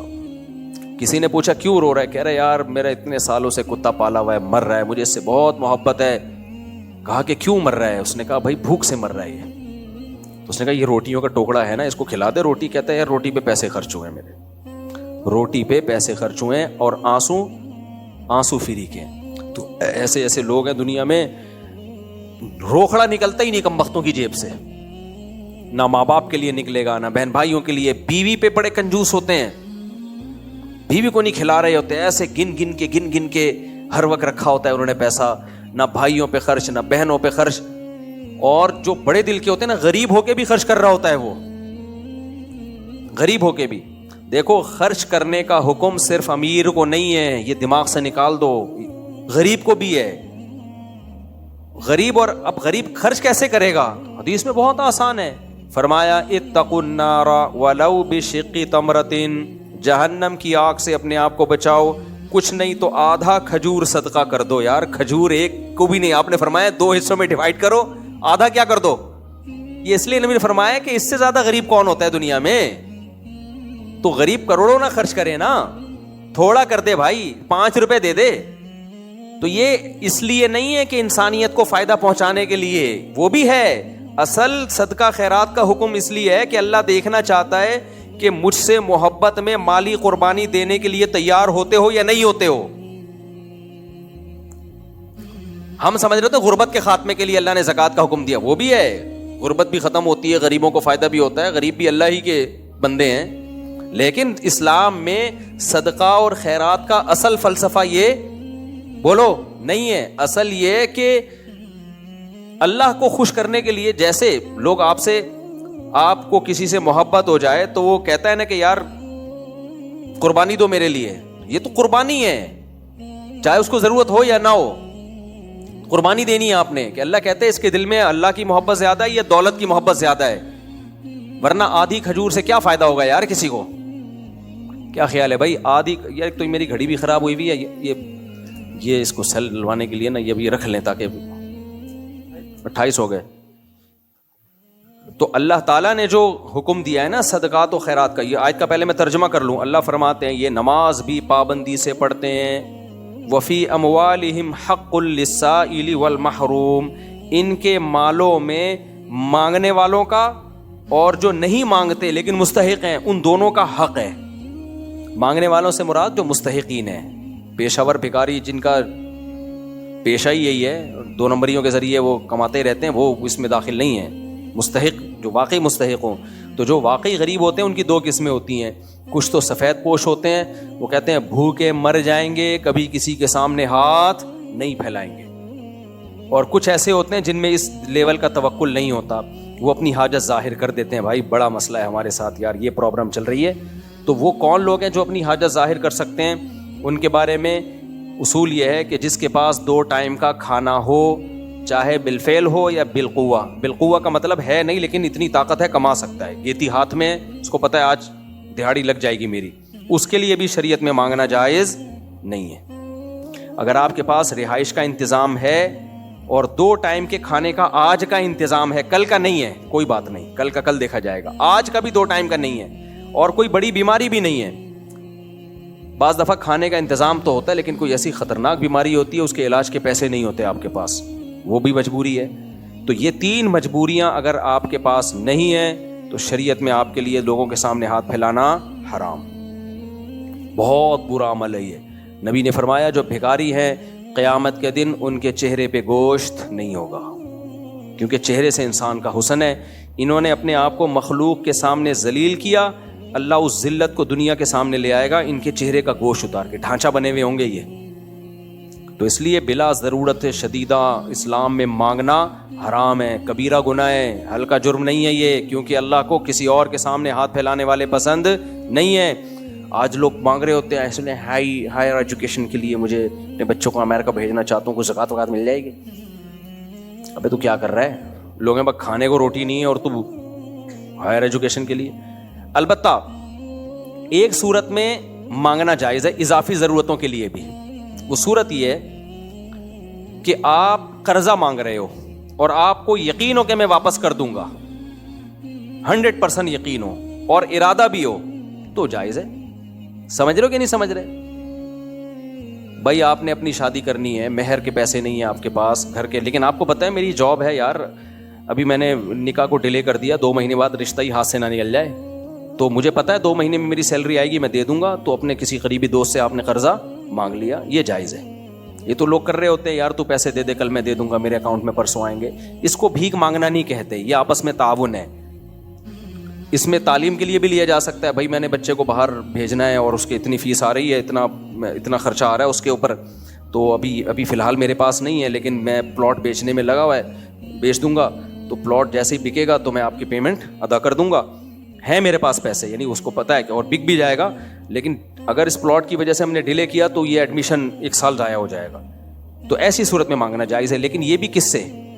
ان لوگوں سے جن سے بے تکلفی ہو، جن سے مانگنے میں انسان کو ذلت محسوس نہ ہو. اب آپ کہو گے ہمیں تو کسی سے مانگنے میں بھی ذلت نہیں ہوتی تو اس میں ایک شرط ہے کہ عزت دار آدمی کو مانگتے ہوئے ذلت محسوس نہ ہو، یعنی جس کی عزت ہو اس کو محسوس نہ ہو، کیونکہ بہت سو کو تو کچھ محسوس ہوتا ہی نہیں ہے, ان کی بات نہیں ہو رہی, ان کے لیے تو ویسے ہی ناجائز ہے. بعض دفعہ آدمی اس کی اتنی بے تکلفی ہوتی ہے نا, چماٹ مار کے بھی مانگ لے. جیسے ہوٹلوں میں دوست کھانا کھاتے ہیں, ابے تو نکال پیسے یار کل میں دے دوں گا, تو یہ دوستی یاری ہے, اس میں اس کو بھیک نہیں کہتے. ابے دے یار تو اپنے اکاؤنٹ سے پیسے ڈال دے یار, میں 1 مہینے بعد دے دوں گا. تو وہ بے تکلف, اس کو آپ کو پتا ہے وہ بھی مانگ لے گا مجھ سے. آج آپ نے اس کو بولا یار تو پے کر, تو کل آپ پے کر دو گے. وہ تو اس کو مانگنا نہیں کہتے, اس کو بھیک نہیں کہتے. یہ بے تکلفی میں سب کچھ ہوتا ہے, یہ جائز ہے. یہ تو سب صحابہ کے دور میں بھی ہوتا تھا. مانگنے کا مطلب کیا ہے؟ آپ کو محسوس ہو رہا ہو کہ میں اپنی عزت کو کیا کر رہا ہوں, گرا رہا ہوں, یہ حرام ہے, ناجائز ہے. تو یہ صرف اس صورت میں جائز ہے کہ جب آپ کے پاس 2 ٹائم کا کھانا بھی نہیں ہے, کیونکہ یا تو عزت بچا لو یا پیٹ بچا لو. لیکن یہاں بھی کیا ہے کہ جو سفید پوش ہوتے ہیں, جن میں کامل درجے کا توکل ہوتا ہے, وہ کہتے ہیں بھوک سے مر جاؤ میرے بھائی, ہاتھ ہم نے نہیں پھیلانا. لیکن پھر اللہ ان کو مرنے نہیں دیتا, تھوڑا سا ان کو اللہ آزماتا ہے, پھر رزق کے دروازے کھولتا نہیں ہے, توڑتا ہے, لیکن اس کے لیے بہت آزماتا ہے اللہ تعالیٰ. تو بعض لوگ کیا ہوتا ہے کہ وہ اپنا گیٹ اپ ایسا رکھتے ہیں کہ بھیک مانگ نہیں رہے ہوتے. لگ رہا ہوتا ہے کہ آج جامعہ رشید میں چندے کی بات چل رہی تھی نا, تو میں نے جامعہ والوں کو بولا کہ آپ لوگوں نے ایسا سیٹ اپ بنایا ہوا ہے کہ کوئی اس سیٹ اپ پہ چندہ نہیں دے گا.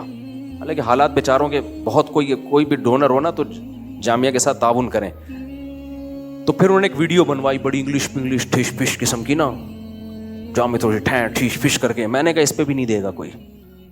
لوگوں کی ایک نفسیات ہے, لوگ کہتے ہیں رو, غریب بن کے دکھاؤ. پھر ایک طالب علم تھا, ہمارے تو سینکڑوں طلبہ ہیں نا, تو ایک مجھے نظر آیا, مسکین سا نا, گردن بھی اس کی تھوڑی سی نا اندر کو تھوڑی سی دسی ہوئی ہے.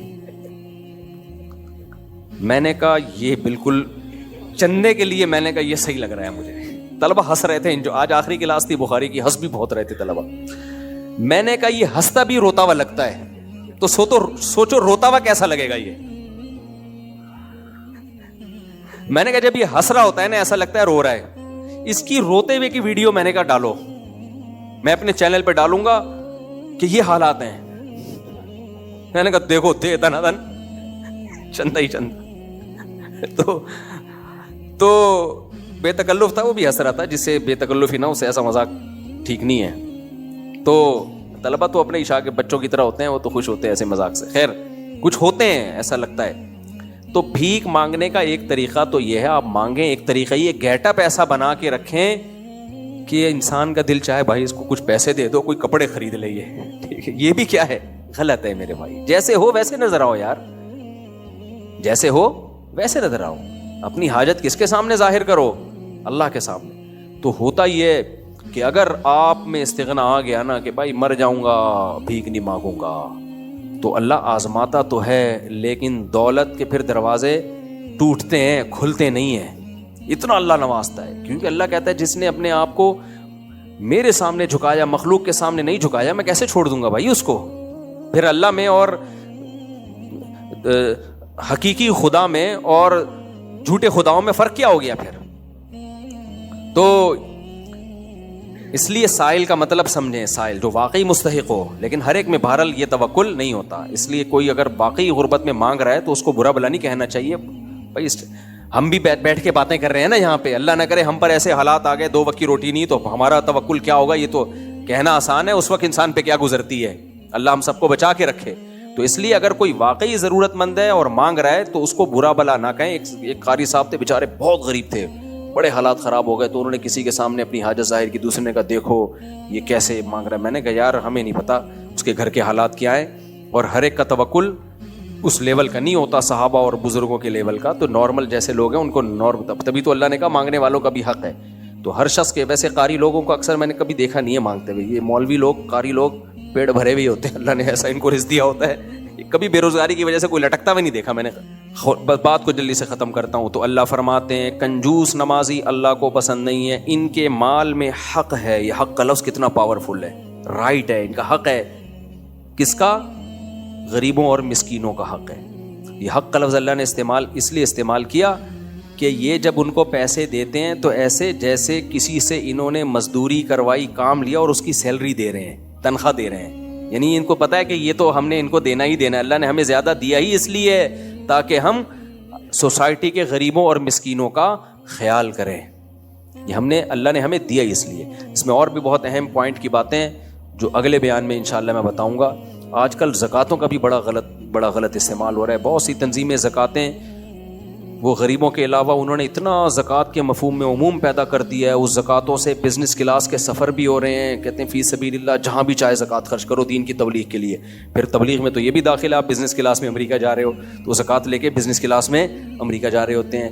بزنس اس میں یہ بھی داخل ہے, ہم نے بھی ریکارڈنگ کرنی ہے تو جو ہے نا اس کے لیے اسٹینڈرڈ کا کیمرہ چاہیے تو زکوٰۃ میں وہ کیمرہ بھی, اس کیمرے میں بھی زکوٰۃ استعمال ہو رہی ہے.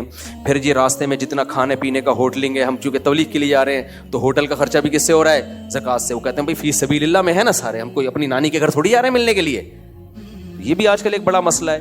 جبکہ زکوٰۃ کے بارے میں نبی نے کیا فرمایا؟ یؤخذ من اغنیائہم وترد الی فقرائہم, مالدار سے لی جائے گی غریب کو دی جائے گی. تو اس طریقے جب فی سبیل اللہ کا مفہوم آپ اتنا عام کر لو گے تو غریبوں کے پیٹ سے نوالا چھین لو گے. اس لیے تبلیغ میں خرچ کریں لیکن زکوٰۃ نہیں, زکوٰۃ تبلیغ میں خرچ نہیں ہونی چاہیے. سمجھ رہے ہو کہ نہیں سمجھ رہے؟ ہمارا یہی موقف ہے اور احناف کا بھی یہی موقف ہے, اور یہی دلائل کی دنیا میں بھی مضبوط موقف ہے. کبھی دلائل تو میں پھر بعد میں کبھی دوں گا, لیکن اس موقف پر عمل نہ کرنے کا نتیجہ کیا نکل رہا ہے کہ وہ تو بہت بڑا لوگوں کا ایک سرمایہ اربوں کھربوں اور کروڑوں روپے کا وہ مبلغین کی جو ہے نا کھانے پینے پہ. مثال کے طور پر میں امریکہ جاؤں دورے کرنے کے لیے اور میں آپ سے زکاتیں لے کے جاؤں کہ یار میں فی سبیل اللہ جا رہا ہوں اور میری نیت بھی یہی ہے کہ دین کی دعوت کا کام کروں گا, تو زکوٰۃ لوں میں. اور پھر میں کہوں میں چونکہ بیگم کے بغیر نہیں جا سکتا اور میرے بچوں کے بغیر میرا دل نہیں لگتا, تو فی سبیل اللہ میں یہ بھی داخل ہے نا کہ میں جا رہا ہوں تو میری جتنے لوازمات ہیں وہ بھی جائیں, تو میرے 18 بھی میرے ساتھ چلے گئے, یا 18 نہیں 2-4 چلے گئے, چلو تو 2-4 میرے ساتھ چلے گئے. پھر وہاں ہم نے ہوٹل بک کرایا, پھر وہاں رہ رہے ہیں, پھر جب بھوکا تو نہیں رہوں گا, وہاں کھانا بھی کھا رہے ہیں ہم. تو یہ ساری چیزیں آج کل بعض اسکالرز یہ کر رہے ہیں کہ سب کے لیے سب چیزوں کے لیے زکوٰۃ لے رہے ہیں. ٹی وی چینل بھی زکوٰۃوں سے چل رہے ہیں. تو یار یہ اتنا پیسہ تو غریب تو بیڑا غرق ہو گیا نا. قرآن تو غریبوں کو بہت زیادہ فوکس کر رہا ہوتا ہے. ہمارے ایک استاد سے کسی نے کہا پھر دین کی تبلیغ کیسے ہوگی؟ تو انہوں نے کہا دین کی تبلیغ اتنی کرو جتنی اللہ نے اجازت دی ہے. غریبوں کے منہ سے نوالا چھین کے اللہ کو تبلیغ بھی کروانی ہے اور اللہ کو ان غریبوں کو بھی خیال کرنا ہے. ایسا ہی ہے جیسے آپ کے گھر میں بچہ بھوک سے مر رہا ہو اور دوسرا بیٹا سال کے لیے تبلیغ کے لیے جا رہا ہو, تو باپ کیا کہے گا؟ بیٹا پہلے اس کو کھلا لے پھر چلا جا. تو باپ تو سب کو دیکھے گا نا, وہ کہے گا دین بھی پھیلے لیکن میرے بچے بھوک سے بھی نہ مریں. تو اس لیے جو آج کل اسکالرز آ رہے ہیں زکاتیں لے کے دین کی تبلیغ پہ خرچ کر رہے ہیں, ہم آپ کی نیت پہ شک نہیں کر رہے, نیت اچھی ہے آپ کی, لیکن بھائی اس سے غریبوں کے منہ کے نوالے چھن رہے ہیں. غربت کتنی دنیا میں, جہاں غریب ہیں وہ تو بہت زیادہ غریب ہیں, تو یہ ان کا حق ہے, ان کی پیٹ میں جانا چاہیے. یہ اللہ تعالیٰ عمل کی توفیق دے. اس مسئلے کو میں انشاءاللہ اگلے بیان میں اور زیادہ ذرا ڈیٹیل سے بیان کروں گا. یہ جو ہے نا جہلم سے آئے ہیں, جہلم اسٹیشن. میں جب جہلم گیا تھا نا فتح کرنے, تو جو میرے بارے میں کہا تھا 48 گھنٹے مفتی صاحب غائب ہو گئے اور یہ پروپیگنڈا کیا تھا نا بھاگ گئے یہ وہ, تو 2 دن میں ان کے گھر ٹھہرا ہوا تھا. تو پوری ٹیم ہماری جو 4-5 لڑکے تھے نا پتلے سے کراچی کے, جن کو کہا تھا کہ یہ بدماش لے کر آئے تھے, تو یہ انہوں نے ٹھہرایا تھا اپنے گھر 2 دن کے لیے ہمیں. تو آج اتفاق سے کراچی آئے ہوئے تھے, ملنے آئے ہوئے تھے. ہم نے کہا پھر کھانا ہمارے ساتھ ہی کھانا آپ, ٹھیک ہے. 2 دن ہم نے ان کا کھانا کھایا ہے, تو ایک ٹائم کا تو ہمارا بنتا ہے نا. تو یہ گواہ بھی ہیں کہ میں جہلم میں ہی تھا, بھاگا نہیں تھا وہاں سے. اچھا بھائی, اچھا میرے بھائی, آج کل بہت سی جگہوں پر 1 سال کے غیر معیاری فقہ کے تخصص کرائے جا رہے ہیں, جہاں اچھی استعداد پر بھی کوئی خاص توجہ نہیں ہوتی. وقت گزاری کے لیے لوگ وہاں چلے جاتے ہیں, اور بہت سی جگہوں پر تو آن لائن مفتی بھی بنایا جا رہا ہے. اس طرح ہفتے میں صرف 1 دن کلاس بھی ہوتی ہے. اس طرح مفتی بنانا درست ہے؟ قطعاً درست نہیں ہے. مفتی کا لفظ بہت ہی ہلکا ہو گیا مارکیٹ میں. مفتی کیسے بنتا ہے جلدی مختصر سے میں بتا دوں. یہ جو میں نے بیان میں آج بتایا نا 5 قسم کے علوم ہیں جن میں مہارت ہو کے عالم بنتا ہے. ایک عربی گرامر, عربی ادب, پھر صرف یہ تو عربی گرامر عربی ادب میں آ گیا, یہ ایک ہو گیا. عربی گرامر الگ ہے, عربی ادب الگ ہے, دو علوم ہو گئی ہے. تیسرا ہے فقہ, چوتھا اصول فقہ, بلکہ تیسرا قرآن, چوتھا حدیث, 5واں فقہ اور 6ٹھا اصول فقہ. ان 6 علوم میں کتابیں پڑھائی جاتی ہیں, پہلے آسان, پھر تھوڑی مشکل, پھر تھوڑی مشکل, ہوتے ہوتے آخر تک جاتے ہیں. پھر اس کے بعد 2 قسم کے تخصصات ہوتے ہیں. تخصص فی الحدیث, حدیث تو پڑھ لی ہے لیکن اس میں اسپیشلائزیشن بھی کیا جاتا ہے. پھر تخصص فی الفقہ, فقہ میں اسپیشلائزیشن. اس میں کیا ہوتا ہے, اس میں یہ ایسے جیسے ڈاکٹر ہاؤس جاب کرتا ہے. میڈیکل سائنس آپ نے پڑھ لی تو اس کے بعد ماہر ڈاکٹروں کی نگرانی میں پریکٹیکلی مریضوں کو دیکھا جاتا ہے. کتابوں کی دنیا اور ہوتی ہے, پریکٹیکلی عملی دنیا اور ہوتی ہے. جب بھی کوئی عالم بنتا ہے نا تو کتنے مسائل پڑے ہوں, پبلک جب آ کے پوچھتی ہے تو اس کو جب اس کی ٹانگیں کانپنے لگتی ہیں, اس کو نہیں آ رہے ہوتے جواب. تو پبلک جب آ کے, میں اپنا اکثر ایک واقعہ بتاتا ہوں نا, میں نے وراثت پڑھی بھی ہے, پڑھائی بھی ہے وراثت کی کتابیں, لیکن کیا ہوا جب ہم مفتی بننے کے لیے تخصص فی الافتاء میں داخلہ لیا, حضرت مفتی ابوالبابا صاحب ہمارے استاد سے جو میرے پاس سوال آیا, وہ سوال آ کے میرے تو ہوش ہی اڑ گئے. وہ آدمی کہتا ہے اس کا کیا جواب دوں بھائی. وہ سوال یہ آیا, ہم نے 1975 میں ابا کا انتقال ہوا تھا, تو یہ گھر تھا, پھر اس کے اوپر بڑے بھائی نے ایک کمرہ بنایا, اس نے دوسرے بھائی نے واش روم بنایا, تیسرے نے اس کے اوپر ایک اسٹوری بنائی, چوتھے نے نلکے لگا دیے, پانچویں نے ٹائلیں لگا دی, پھر یہ کیا, پھر وہ گھر ہم نے بیچ دیا, پھر دوسرا کر لیا, پھر اب فلانے کی ڈیتھ ہو گئی, اس دوران فلانے کی ہو گئی, اس کے بچے ہو گئے, اس کے وہ بیوہ ہو گئی, فلانا ہو گیا. اب کم بختو تم 2000 میں جا کے پوچھ رہے ہیں اس کی وراثت کیسے تقسیم ہوگی, کر لو حل, جہلم بھجوا دیں یہ مسئلہ آپ. تو کتابوں کی دنیا اور ہوتی ہے جب آدمی پریکٹیکلی اترتا ہے. جیسے ہی میڈیکل سائنس کی کتابیں ڈاکٹر پڑھ لیتے ہیں, پاس بھی ہو جاتے ہیں, لیکن جب کوئی پیشنٹ آئے گا نا اس کی ٹانگیں کانپنے لگتی ہے, بھائی اس کو کروں کیا میں.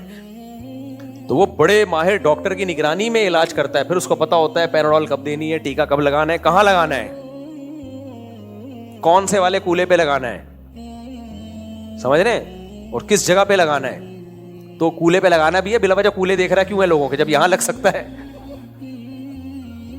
کیا خیال ہے, جب ادھر لگ سکتا تو کولے پہ کیوں لگا رہا ہے. پیشنٹ کو بعد میں پتا چل جائے, وہ چماٹ مارے گا نا ڈاکٹر کو آ کے. اب وہ ڈاکٹر رانی پن میں کہہ رہا ہے یار احتیاط اسی میں کولے پہ ٹھوک دو, تو بعد میں اس کو پتا چلے گا, وہ تو مارے گا, وہ 2 ٹیکے اس کے لگائے گا آ کے. تو اس لیے دنیا میں ہاؤس جاب ہے 2 سال کم از کم یا 1 سال کم از کم ہوتی ہے بھائی, اس کے بعد جا کے آپ کو کلینک کھولنے کی اجازت ہوتی ہے. تو ایسے ہی وہ اتنا پیچیدہ مسئلہ تھا, میں سر پکڑ کے بیٹھ گیا, میں نے کہا یہ, پھر بہرحال کتابیں دیکھیں, پھر استاذوں نے گائیڈ کیا, اس میں ایسے یہ شرکت کا مسئلہ ہے, یہ ہبہ تبرع کیا ہے اس میں, بہت بہرحال پھر مجھے لگا ہوگا 15-20 دن اس کو میں نے حل کر کے اس کا جواب لکھا. پھر لکھ کے اس کو سمجھانا بھی بڑا مشکل کام تھا, اس کو پھر سمجھایا, خیر وہ حل ہوا. ایسے پریکٹس اس طرح سے کم 10 سال کسی ماہر مفتی کی نگرانی میں پریکٹیکلی مسائل کو حل کرے, کم سے کم 10 سال, یہ پریکٹس ہونی چاہیے. طلاق کے مسائل آتے ہیں, وراثت کے مسائل آتے ہیں, نماز کے مسائل آتے ہیں, کاروباری مسائل بہت پیچیدہ ہوتے ہیں, یہ بزنس جائز ہے ناجائز ہے. سود کے مسائل اتنے آسان نہیں ہیں جتنے آج کل لوگ غامدی صاحب سے پوچھ رہے ہیں, وہ ادھر پھینک دی غامدی صاحب نے, وہ فلانے سے پوچھا اس نے اپنی پھینک دی, تو پھینک رہے ہوتے ہیں بیٹھ کے لوگ. ابے بھائی ایسا نہیں ہے جیسا آپ سمجھ رہے ہو, صدیوں سے اس پہ کام ہوتا آ رہا ہے, حکومتیں چلی ہیں اسلامک لا پہ, اس لا کو پڑھنا پڑتا ہے, قرآن و حدیث سے یہ کیسے نکالا ہے, کہاں سے استنباط کیا ہے, یہ ساری چیزیں پڑھنی پڑتی ہیں. تو اس کے بعد جا کے انسان میں کچھ مہارت پیدا ہوتی ہے. تو کم سے کم 10 سال. تو مجھے جو فتویٰ دینے کی اجازت ملی ہے 13 سال پریکٹس کرنے کے بعد مجھے اجازت ملی ہے کہ اب آپ اپنی اسٹیمپ کے ساتھ فتویٰ اور اپنے دستخط کے ساتھ فتویٰ دے سکتے ہو, جو بڑوں نے اجازت دی. پھر بھی میں نے یہ کام نہیں کیا. مجھے 2012 میں اجازت ملی تھی, جو ہمارے استاذ ہیں مفتی محمد صاحب, ان کی طرف سے کہ آپ جہاں ہو وہاں آپ دارالافتاء کھول سکتے ہو, یعنی لوگوں کو ڈائریکٹ آپ تحریری فتویٰ اپنی اسٹیمپ کے ساتھ دے سکتے ہو. میں نے اسٹیمپ بنوا لی, اس کے بعد بھی نہیں دیا. میں وجہ کیا تھی کہ یار میں کیوں یہ ذمہ داری پالوں, میرے فتوے پہ کسی نے کوئی غلطی خدا نخواستہ ہو گئی تو میرا تو بیڑا غرق ہو جائے گا. تو میں پھر جامعۃ الرشید بھیج دیتا ہوں, دارالعلوم کرنگی, بنوری ٹاؤن, یہاں بھیج دیتا تھا. تو پھر کیا ہوا کہ اتنے لوگ مسائل پوچھنے لگے, اتنے لوگ, وہاں جامعہ کا نمبر دیا, انہوں نے کہا ہمارے پاس ڈاک کا رش اتنا زیادہ ہو گیا ہے, تو مجبوراً ابھی 2022 میں جا کے یا 23 میں جا کے میں نے شروع کیا کہ چلو میں اپنی اسٹیمپ کے ساتھ بھی, یعنی کتنے سال تجربہ, 23 سال تجربہ, 1 سال تو کورس کیا ہے, اس کے بعد 23 سال تجربے کے بعد جا کے پھر میں نے یہ کام شروع کیا کہ چلو میں اپنی اسٹیمپ کے ساتھ, وہ بھی حتی الامکان کوشش ہوتی ہے انہی کو پہنا دو یار, صحیح ہے نا, جامعۃ الرشید بھیج دو یا دارالعلوم بھیج دو, بہت ہی کوئی ہو مشکل تو چلو یار پھر فتویٰ لکھو. لیکن آج آپ پتھر اٹھاؤ, کیا نکل رہا ہے, مفتی. اور فخر بھی ہے, میری رائے ہے یہ, میری رائے ہے یہ. تو یہ جو ہر وقت ہر مسئلہ بیان کر رہا ہے نا، اس کا مطلب بھائی یہ نہیں ہو سکتا صحیح. اتنی نالج کس کے پاس؟ آپ نے کہا ساری زندگی آپ نے کیا ہے، ساری زندگی آپ نے کیا ہے. آپ تو کسی اور شعبے کے ہو، تو آپ ایک دم سے کیسے آ گئے؟ پھینکے جا رہے ہیں مسئلے بتائے جا رہے ہیں. یہ جو ویڈیو سی ڈی کو ہم نے جب حلال قرار دیا ہے نا کہ یہ تصویر جائز ہے، ایک دم سے نہیں کہ منہ اٹھے اور جائز ہے. اس پہ کتنی ریسرچ ہوئی ہے. دارالعلوم کرنگی میں اجلاس ہوئے حضرت مفتی تقی صاحب کی نگرانی میں. پھر اس کے جو ویڈیو کے کیمرے کے ماہرین ہیں ان کو بلایا گیا. پھر اکیلے نہیں تھے ہم، علماء کا پورا پینل تھا. اچھا جو جدید مسئلہ آتا ہے اس میں تو انڈیویجولی رائے دینے کی اجازت ہی نہیں ہے. یہ تو ان مسائل کی بات کر رہا ہوں جو صدیوں سے چلے آ رہے ہیں، اس میں فتویٰ دے دیتا ہوں میں. جدید مسائل جو آتے ہیں اس میں تو بھائی ایک دم سے نہیں، اس میں مشورہ ہوتا ہے، پورا پینل علماء کا بیٹھتا ہے. اس میں جامعۃ الرشید آؤ کبھی خوشبو لگا کے، یا دارالعلوم کرنگی جاؤ، تمہیں پتہ چلے گا کیسا کتابوں کی بھرمار ہے اور کتنے بڑے بڑے علامے بیٹھے ہوتے ہیں، کتنی ڈیبیٹ ہوتی ہے، مجلس ہوتی ہے، اس کے بعد جا کے رائے دی جاتی ہے. یہاں کیا ہے، اٹھے اور میری رائے ہے یہ، اور ایکچولی کر کے پبلک بیوقوف بن رہی ہوتی ہے کیونکہ پبلک کے پاس اتنا بھی علم نہیں ہوتا. تو ہر چیز کے اہل ہوتے ہیں.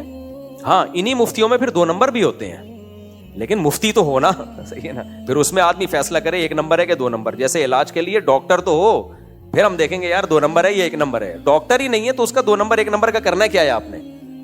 اس کے بعد آدمی اس کے بعد جا کے وہ اس قابل ہوتا ہے کہ اس کو مفتی کہا جا سکے یا وہ فتویٰ دے سکے. لیکن آج کل ایسا نہیں ہے، آن لائن کورسز ہو رہے ہیں، مفتی بن جاتے ہیں وہ.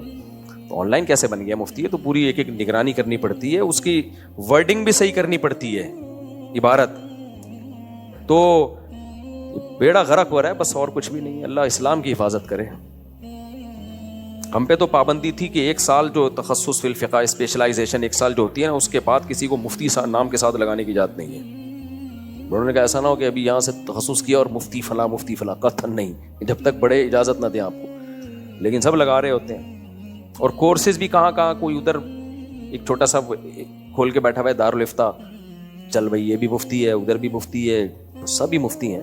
عامل بھی مفتی ہیں، مفتی صاحب ہیں. کیا کام ہے؟ جن بھگاتے ہیں.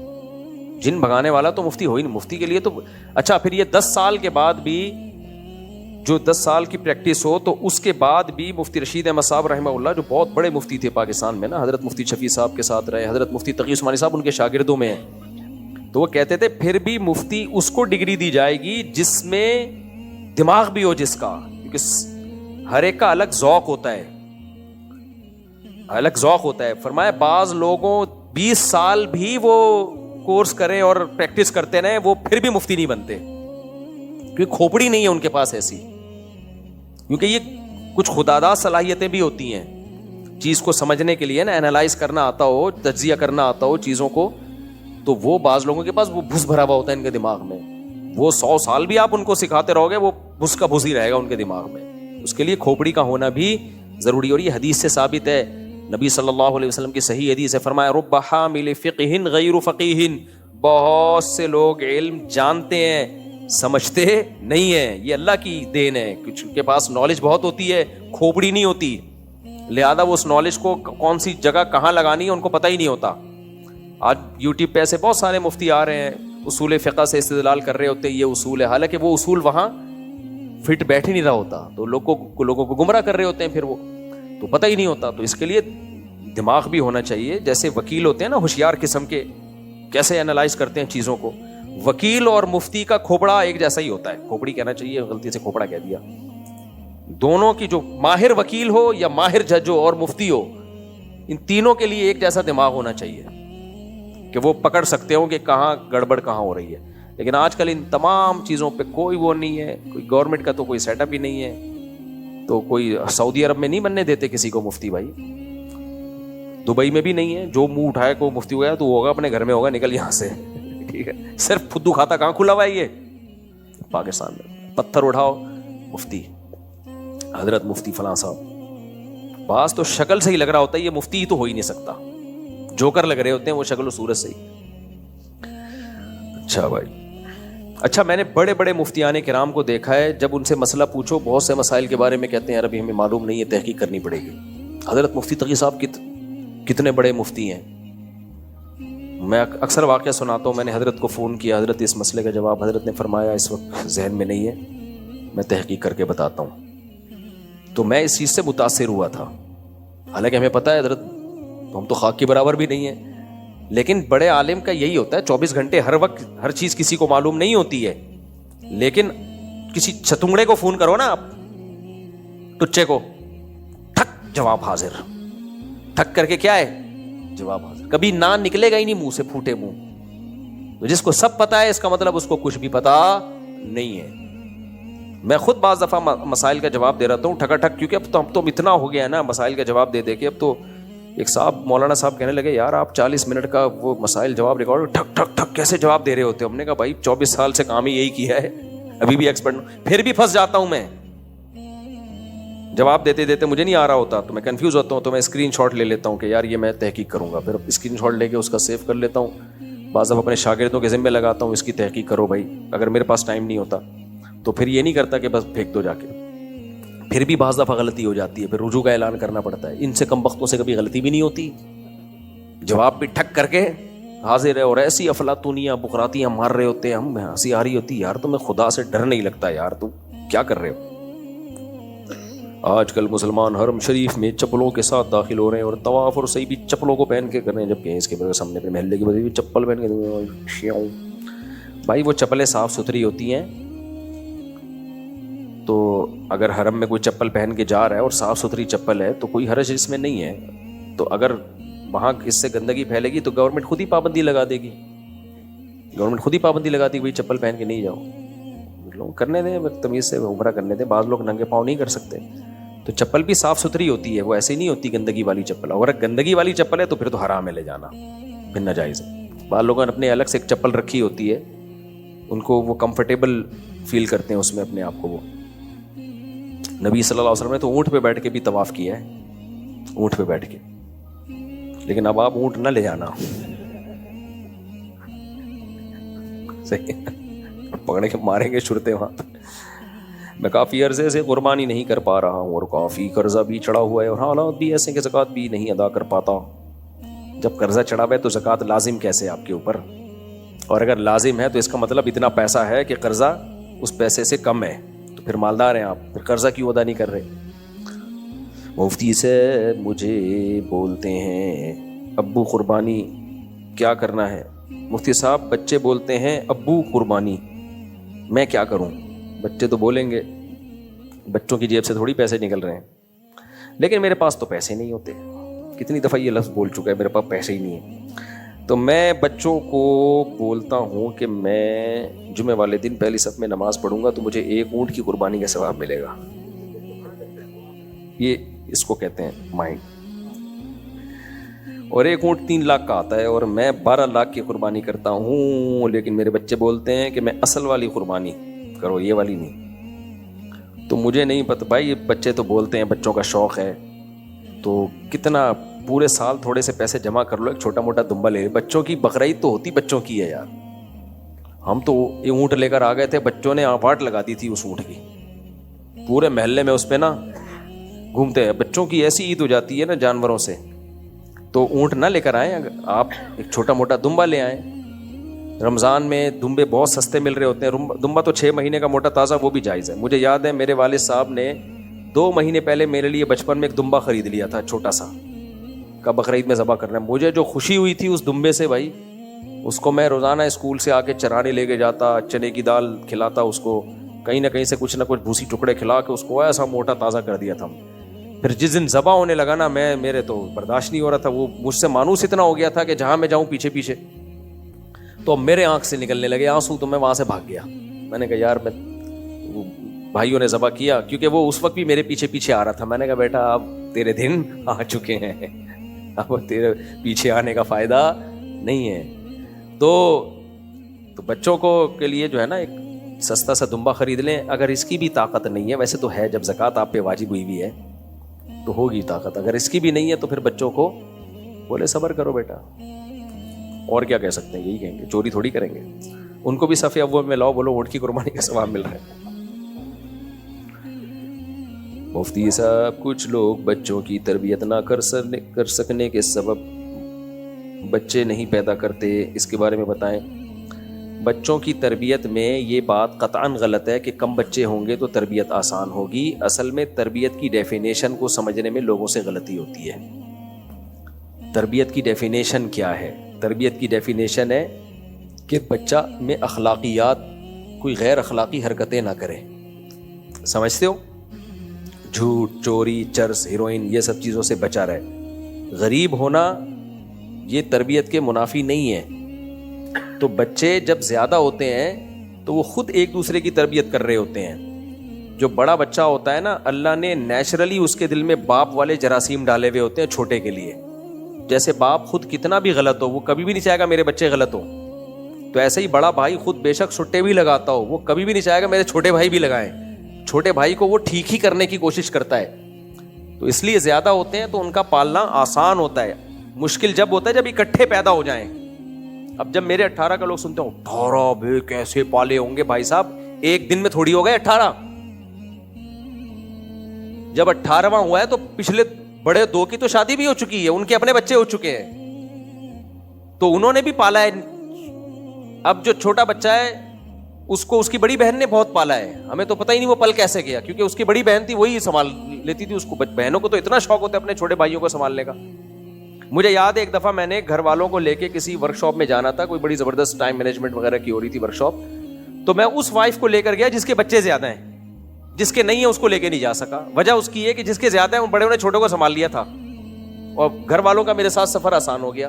جس کے نہیں تھے زیادہ اس کو لیے مشکل تھی کہ بھائی ان بچوں کو کون سنبھالے گا. اس وقت میں نے وہاں جا کے بتایا، میں نے کہا یہ تو آج پتا چلا کہ زیادہ ہوں تو سنبھالنا آسان ہے، بڑا سنبھال لیتا ہے نا، یا بڑی بچی سنبھال لیتی ہے. تو یہ ایک دم سے نہیں پیدا ہو جاتے، یہ جب پیدا تفصیل سے ہوتے ہیں، ڈیٹیل سے پیدا ہوتے ہیں. یہ پہلے ایک آتا ہے وہ تھوڑا بڑا ہوتا ہے، پھر دوسرا. یہ آپ چاہو بھی تو نہیں ہو سکتا، یہ تو اللہ کی طرف سے ہے. تو اس لیے یہ بات ہی غلط ہے کہ زیادہ بچے ہوں گے تو تربیت نہیں ہوگی. زیادہ بچے ہوتے ہیں تو سب مل جل کے تربیت ڈیوائیڈ ہو جاتی ہے، تو آسانی سے ہو جاتی ہے. یہ بات غلط ہے. بہن بھائی لاشعوری طور پر ایک دوسرے کو بہت کچھ سکھا رہے ہوتے ہیں. اچھا، ہمارے بچے بچپن میں بولنا بھی بہت جلدی سیکھ لیتے ہیں، کیونکہ بچہ، آپ تجربہ کر کے دیکھو، اکیلے بچے کو بائک پہ بٹھا کے لے کے جاؤ آپ، وہ چپ بیٹھا رہے گا پورے راستے. آپ 2 بچوں کو بٹھا لو، وہیں سے ٹرٹر شروع ہو جائیں گے، باتیں شروع ہوئی. ان کی مینٹلی گروتھ، وہ گروتھ کرتے ہیں وہ مینٹلی. یہ ماہر نفسیات کہتے ہیں UK، لندن اور امریکہ کے، بچے کو قریب العمر بچہ چاہیے اس کی مینٹل گروتھ کے لیے. جن بچوں کے قریب العمر بہن بھائی ہوتے ہیں ان کی گروتھ بہت اچھی ہوتی ہے، ورنہ نہیں ہوتے تو ڈپریشن میں جاتے ہیں. اکثر بچے گھر میں تنہائیوں کا شکار ہوتے ہیں. 3-4 سال کا وقفہ آ گیا، وہ بڑی بہن ہے، اس کو اپنی قریب العمر بہن ہی نہیں مل رہی. وہ پھر کہتی ہے 4 سال سے مجھ سے بہت زیادہ چھوٹی ہے، اس کے ساتھ میں کھیل نہیں سکتی، دل کی باتیں نہیں کر سکتی. تو یہ سارے پھر بچوں میں آج کل دیکھو نا، اسٹریس، ڈپریشن بہت پیدا ہو گیا بچوں میں. اور پھر بچے جو ایک دوسرے کو مارتے پیٹتے ہیں، ڈانٹتے ہیں، ماں باپ سمجھتے ہیں یہ ہوتے ہیں زیادہ بچوں میں. بھائی یہ بھی ٹریننگ ہو رہی ہے ان کی، یہ اسٹریس مینجمنٹ ہو رہی ہے ان کی. بھائی اسٹریس کو کیسے کنٹرول کرنا ہے وہ بچپن سے سیکھ رہا ہوتا ہے. ساری خواہشات اس کی پوری نہیں ہو رہی ہوتی. بعض اب اس کو کچھ دیا دوسرا چھین کے بھاگ گیا، وہ چیختا ہے، گلے پھاڑ پھاڑ کے ہاں وہ ٹھیک ہے نا، اس کے بعد سیٹ ہو جاتا ہے. وہ ساری اس کی آپ نے ممی ڈیڈی پال لیا، وہ تو بڑے ہو کر ذرا بھی برداشت نہیں ہوتی. جن کے بہن بھائی زیادہ ہوتے ہیں، مارتے پیٹتے بھی ہیں، ڈانٹتے بھی ہیں. بچپن کی لڑائیاں تھوڑی ہوتی ہیں، وہ تھوڑی دیر میں لڑ رہے ہیں، تھوڑی دیر میں واپس سیٹ ہو جاتے ہیں. تو اس سے بھی ان کے میں جو ہے وہ ان کی تربیت ہو رہی ہوتی ہے. تو یہ آپ کو اللہ رسول کی باتوں پہ اگر یقین نہیں آتا، انگریزوں کی باتوں پہ یقین کر لو. میں آپ، میری کتاب میں ریفرنسز ہیں یورپ امریکہ کے جو چائلڈ اسپیشلسٹ ہیں، جو بچوں کی نفسیات کے ڈاکٹر ہیں، ان کے ریفرنسز ہیں میری کتاب میں، کہ وہ کہتے ہیں کہ بچے کو قریب العمر بہن بھائی چاہیے، اس کی ذہنی گروتھ کے لیے، ذہنی نشو و نما کے لیے بہت زیادہ ضروری ہے. تو ورنہ وہ بچہ اسٹریس کا شکار ہوتا ہے. بچے کو ماں باپ نہیں چاہیے ہوتے، بچے کو اپنے زیادہ بہن بھائی چاہیے. ماں باپ تو صرف کیئر کر رہے ہوتے ہیں. تو ہم تو دیکھتے ہیں نا، جب بچوں کو تفریح پہ سب کو لے کے جاؤ تو ان کی لائف ہی الگ ہوتی ہے. بھائی وہ اونٹ کو سب مل کے کھینچ رہے تھے، اکیلا ہوتا کیا کرتا وہ بیچارہ اونٹ کے ساتھ. تو وہ اونٹ پہ ایسے لڑے ہیں نا، جب ہم لے کر آئے تھے بقرعید میں، وہ ایک کھینچ رہا ہے، دوسرا بیٹھ رہا ہے، تیسرا اس کے پیچھے جا کے بیٹھ رہا ہے، چوتھا وہ کہہ رہا تو کیوں کھینچ رہا ہے. تو وہ لڑ بھی رہے ہیں، خوش بھی ہو رہے ہیں، انجوائے بھی کر رہے ہیں. تو جن گھروں میں بچے ہیں آپ کو وہاں خوشیاں نظر آئیں گی انشاءاللہ. ہاں فوراً میڈیا دکھا دیتا ہے باپ نے 6 بچوں کی وجہ سے خودکشی کر لی، ٹھا یہ ہوتا ہے 6 بچوں کا نسل. یہ میڈیا کا پروپیگنڈا, اس سے متاثر مت ہو. 4 بیٹیاں تھی, کھلا نہیں سکتا تھا, ذبح کر کے بھاگ گیا. یہ ڈپریشن کے مریض ہوتے ہیں. ان کی ایک بیٹی بھی ہوتی نا, اس بغیرت نے ذبح کر کے ہی بھاگنا تھا. 4 بھی اس کے لیے وہی ہیں جو ایک ہے. اور کوئی بچہ نہیں ہوتا, بیوی کا گلا ذبح کر کے بھاگ جاتا ہے. میں نے بڑے بڑے غریب لوگ دیکھے ہیں, ان کے کئی بچے ہیں, لیکن مزے کی زندگی. اور پھر کمال ہے, بچے کو بالغ ہوتے ہی وہ رکشے والا اپنے بچے کی شادی بھی کر رہا ہوتا ہے. کبھی موقع ملا آپ کو بیان میں ملوا دوں گا ایسے لوگوں سے. ابے تم لو صحیح ہو یار, نہ روزگار ہے, باپ کہتا ہے رکشے سے جب اتنے لوگ کھا رہے ہیں تو ایک بہو اور بھی کھا لے گی. ہاں پھر ان کا اسٹینڈرڈ یہ ہوتا ہے, پھر وہ غریبوں میں ہی شادی کرتے تو خوش ہے وہ. تو یہ دماغ سے نکال دو بھائی. گھر میں رونق چاہتے ہو, ہمیں تو گھر میں نماز پڑھتے ہیں اتنا مزہ آتا ہے, بچے آ جاتے ہیں دائیں بائیں نیتیں باندھ لیتے ہیں, کوئی ادھر منہ کر کے نماز پڑھ رہا ہے, کوئی بیچ میں پیشاب کر کے آ رہا ہے, واپس جہاں سے نماز چھوڑی تھی ادھر سے ہی اسٹارٹ کر رہا ہے, دعا مانگ رہے ہوتے ہیں. کچھ بڑا ایک عجیب. جب بھی میں کہیں قرآن لے کے گھر میں بیٹھوں, بچے بھی آ کے بیٹھ جاتے ہیں, وہ ہاں ہوں ہی ہاں شروع کر دیتے اپنی زبان میں. تو جس گھر میں بچے نہیں ہیں اس گھر میں میاں بیوی میں لڑائیاں بھی بہت ہوتی ہیں. ایک دوسرے کا منہ دیکھ کے تنگ آ جاتے ہیں وہ, کہ شروع کی شادی ہوتی ہے تو دلہن تھی, اب کیا کریں, دلہن ہے, صحیح ہے نا بھائی, ٹھیک ہے بھائی, کس سلسلے میں حاضر ہوئے. اب تو ہاں, جن کو اللہ ہی نے اولاد نہ دی ہو تو وہ ان کے لیے آزمائش ہے, اللہ ان کو قیامت میں اس کا اجر دے گا. لیکن جن کو اللہ اولاد دے رہا ہو اور وہ روک رہے ہوں, اپنے گھر کی خوشیاں خود ہی ختم کر رہے ہو بھائی. اور دوسروں کے بچوں کو دیکھ کر کبھی نہیں کہا کرو کہ یہ ٹینشن میں. اصل میں انسان کو دوسروں کے بچے اچھے نہیں لگتے, اپنے میں مزہ آتا ہے اپنے.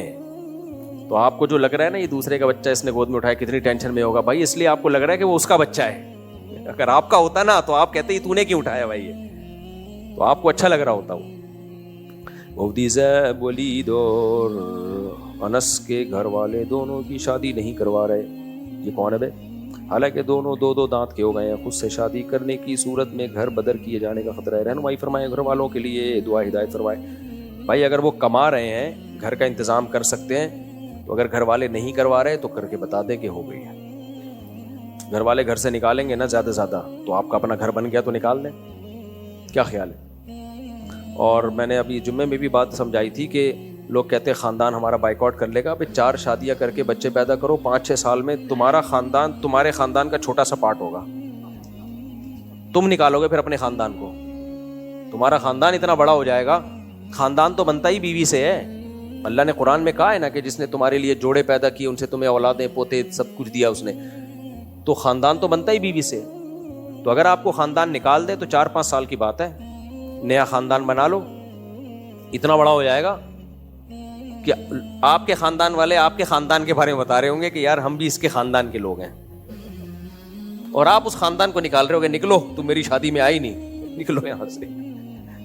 تو یہ ٹینشن کی بلا وجہ کی لی ہوئی ہے. جو آدمی کما رہا ہے نا وہ کسی کا محتاج نہیں ہے. ہاں ماں باپ کی خدمت کرنا, ان کے وہ تو چاہے کما رہے ہو نہیں کما رہے ہو, وہ ساری زندگی کرنی ہے خدمت, وہ تو ویسے ہی کرنی ہے. خاندان رکھے یا نہیں رکھے تو وہ الگ گھر میں رہ کے بھی کی جا سکتی ہے. مفتی صاحب عرض ہے کہ میرا ایک بیٹا محمد عبداللہ 32 سال, ایک پورا خاندان کا چہرے نسب بیان کر دیا ماشاء اللہ, دیندار. مفتی صاحب میں شادی شدہ ہوں, میری ایک بیٹی ہے, میں جس کمپنی میں ہوں وہاں مجھے ایک لڑکی پسند آ گئی ہے, اور اس لڑکی کی منگنی ہو چکی ہے اور مجھے پسند ہے. مجھے سمجھ نہیں آ رہا کہ وہ لڑکی ہاں کرے گی یا نہ کرے گی. جب ایک جگہ اس لڑکی کی بات ہو گئی ہے تو حدیث میں صراحتاً منع ہے کہ کسی کے پیغام پہ پیغام نہ بھیجا کرو, کباب میں ہڈی نہ بنا کرو, بالکل ناجائز ہے. جب اس کی بات ہو گئی ہے تو بس دماغ ہٹا لو وہاں سے, کہیں اس کو پیغام بھی نہ بھیجو, کوئی بات نہ کرو اس سے. نماز میں الٹے آنکھ سے آنسو نکلتے ہیں اور ویسے نارمل کیا لکھا ہے روٹین میں نہیں نکلتے, صرف نماز میں ہی نکلتے ہیں. کیا کیا جائے؟ کچھ بھی نہیں کیا جائے, نکلنے دیں. یعنی آپ چاہ رہے ہیں کہ میں دعا کروں کہ سیدھی آنکھ سے بھی نکلے, یہ چاہ رہے ہیں. جس انسان کو غصہ زیادہ آتا ہو تو وہ اپنے غصے پہ کیسے قابو کرے؟ غصہ آنے کی 2 وجوہات ہوتی ہیں, ایک فزیکلی کچھ انفٹ ہوتا ہے آدمی, اور بعض دفعہ تکبر ہوتا ہے یا ویسے ہی برداشت نہیں ہوتی. تو جو تکبر ہے برداشت ہی نہیں ہے, اس کا علاج تو یہ ہے کہ سوچے کہ ہم تواضع پیدا کریں بھائی اپنے اندر. جب بھی غصہ آئے تو جرمانہ دے, کوئی سزا دے اپنے آپ کو, سزا متعین کرے کہ جب بھی میں ہائپر ہوں گا تو کچھ اتنے پیسے صدقہ کروں گا تاکہ یہ بات بات پہ ہائپر نہ ہو جایا کروں گا. اور کچھ کمزوری بھی ہوتی ہے جس کی وجہ سے انسان کو نیند پوری نہیں ہوتی. میری نیند پوری نہ ہو میری تو کھوپڑی کام نہیں کرنی ہوتی, اس لیے میں نیند کو بہت فوکس کرتا ہوں کہ نیند لازمی پوری کرنی ہے. تو نیند پوری نہیں ہوئی بعض دفعہ آپ کی, یا آپ کو کوئی کمزور ہے, کمزور آدمی کو بہت غصہ آتا ہے, کر کچھ نہیں سکتا, کانپتا رہتا ہے غصے, اپنے آپ کو ہی کھا کے ختم کر دیتا ہے غصے میں.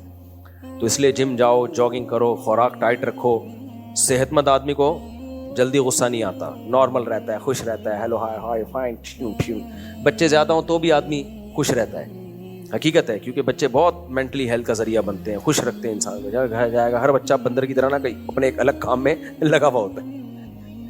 اب میں 2 بچوں کو دعوت میں لے گیا, وہ کسی نے گفٹ دے دیے, تو ایک بچے کو, وہ چھوٹا بچہ ہے بالکل اتنا پدا سا, وہ اس کو ویسٹ کوٹ دے دی اور ایک گفٹ کا ڈبہ. وہ بھائی اس کی تو چال ہی چینج ہو گئی, ایسے چل رہا ہے. میں نے کہا یار اس کا اسٹائل ہی چینج ہو گیا. تو بچوں کی ہر حرکت اچھی لگتی ہے بشرطے کہ خود انسان کی کھوپڑی صحیح ہو. خود ہی فرعون بنا ہوا ہے تو پھر تو بچے اس کو برے لگیں گے. معلوم ہے تکبر ہوتا ہے. ایک صحابی نبی کے پاس آئے, ایک سردار تھے اپنی قوم کے, تو نبی صلی اللہ علیہ وسلم نے حضرت حسن حسین کو پیار کیا نا. اس نے کہا کہ میں تو اپنے, میرے 10 بیٹے ہیں, میں نے آج تک کبھی کسی کو پیار ویار نہیں کیا ہے. دماغ سردار تھے تو بھائی ہم بچوں کو کیوں پیار کریں. تو آپ صلی اللہ علیہ وسلم نے فرمایا کہ جو رحم نہیں کرتا اللہ اس پہ رحم نہیں کرتا. دیکھو ہمارے نبی سے بڑے سردار تو نہیں تھے نا وہ, آپ سے بڑا تو کوئی سردار پوری کائنات میں اللہ کے بعد سب سے افضل کون ہے؟ محمد صلی اللہ علیہ وسلم. لیکن بچوں سے پیار کر رہے ہیں, گود میں بٹھا رہے ہیں, اپنی پشت پہ بٹھا رہے ہیں, خطبہ گود میں دے کے پڑھایا آپ نے, نماز میں اپنی نواسی کو کندھے پہ بٹھا کے نماز پڑھائی. تو انسان تواضع کے ساتھ زندگی گزارے, خود بھی انجوائے کرتا ہے لائف کو, دوسرے اور مکھی بٹھا کے رکھے گا نا. مجھے ایکچولی رسپیکٹ, آخری بات, داماد 2 قسم کے ہوتے ہیں. ایک ہوتے ہیں جب سسرال میں آئے گا نا, سسرال والوں کے لیے ٹینشن بن کے آئے گا کہ ان کو رسپیکٹ دو. میری ایک جگہ شادی ہوئی بھی ہے, بھی یعنی ہوئی نہیں تھی, ہوئی بھی ابھی بھی باقی ہے, نام نہیں بتاؤں گا. ان کے یہاں جب میں جاتا نا, اب تو میں جاتا بہت کم, وہ ٹائم نہیں ہے, پہلے تو سسرال بہت جانا ہوتا تھا. تو میں کوئی تواضع میں نہیں کہہ رہا, میری عادت ہی نہیں ہے کہ کھلا دیا ٹھیک ہے, نہیں کھلایا تو چلو نہیں کھلایا, کچھ بھی کھلا دیا کھا لیا, اگر کچھ پسند ہے تو بتا دیا. میری عادت تھی, میں جاتا تھا, بیٹھتا تھا, کہیں جگہ مل گئی ٹھیک ہے بھائی, ہم تو اپنے خرچے پہ ہیں نا, نہیں کھلایا تو جا کے کھا لیں گے نا باہر, اس میں کیا جا رہا ہے. تو وہ کہتے تھے کھاؤ بیٹا یہ کھاؤ, لسی پہ تو اتنی بڑی لسی کا گلاس لا کے رکھ دیتے تھے, وہ اس کے پینے کے بعد کوئی کھانچا بچتا ہی نہیں آدمی کا. تو خیر, تو ان کے گھر میں ایک اور داماد آ گیا. ان کو پتا چلا داماد کی اتنی بڑی ٹینشن ہوتا ہے. جب ہماری سالی کی شادی تو ایک اور داماد آ گیا. وہ داماد آ کے بیٹھتا تھا, مجھے پوچھا کیوں نہیں, میں اتنی دیر سے بیٹھا ہوا, مجھے کسی نے, ایسے بھی ہوتے ہیں. ایک ریلیٹیو تھے ہمارے, ان کے بھی وہ عجیب ٹینشن یار, وہ بہنوئی تھے کسی کے, جب ان کے گھر میں جاتے تو ایک دن میں بھی بیٹھا ہوا تھا, میری موجودگی میں آ گئے, آدھے گھنٹے سے میں یہاں بیٹھا ہوا ہوں, کوئی پوچھا ہی نہیں کسی نے, نہ چائے کا نہ پانی کا, آپ ان کو سمجھاتے نہیں ہو. میں نے کہا مجھے بھی نہیں پوچھا تو میں ان کو کیسے سمجھاؤں گا, تو تم ہم دونوں اکٹھے ہی بیٹھے ہوئے.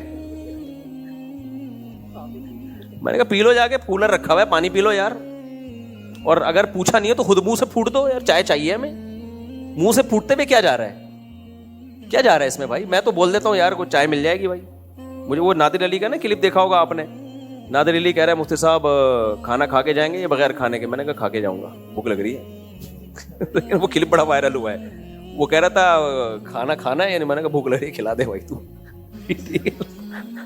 تو اتنا تکلف کیوں کر رہے ہو, منہ سے بھوک لگ رہی ہے بول دو یار. اگر اگلا بول دے نہیں کھلا سکتا تو بولے پھر پوچھا کیوں تھا, بول تو پوچھو ہی نہیں پھر. تو میری عادت یہ جا کے میں خود ہی بول دیتا ہوں یار کڑک سی چائے دے دو یا کھانا دے دو یا فلانا دے دو, بول دو یار. تو وہ آ کے مجھے پوچھا نہیں ہے, میرے سے یہاں کو ہر وقت ان کا سسرال میں نا پھڈا ہی ہوتا تھا.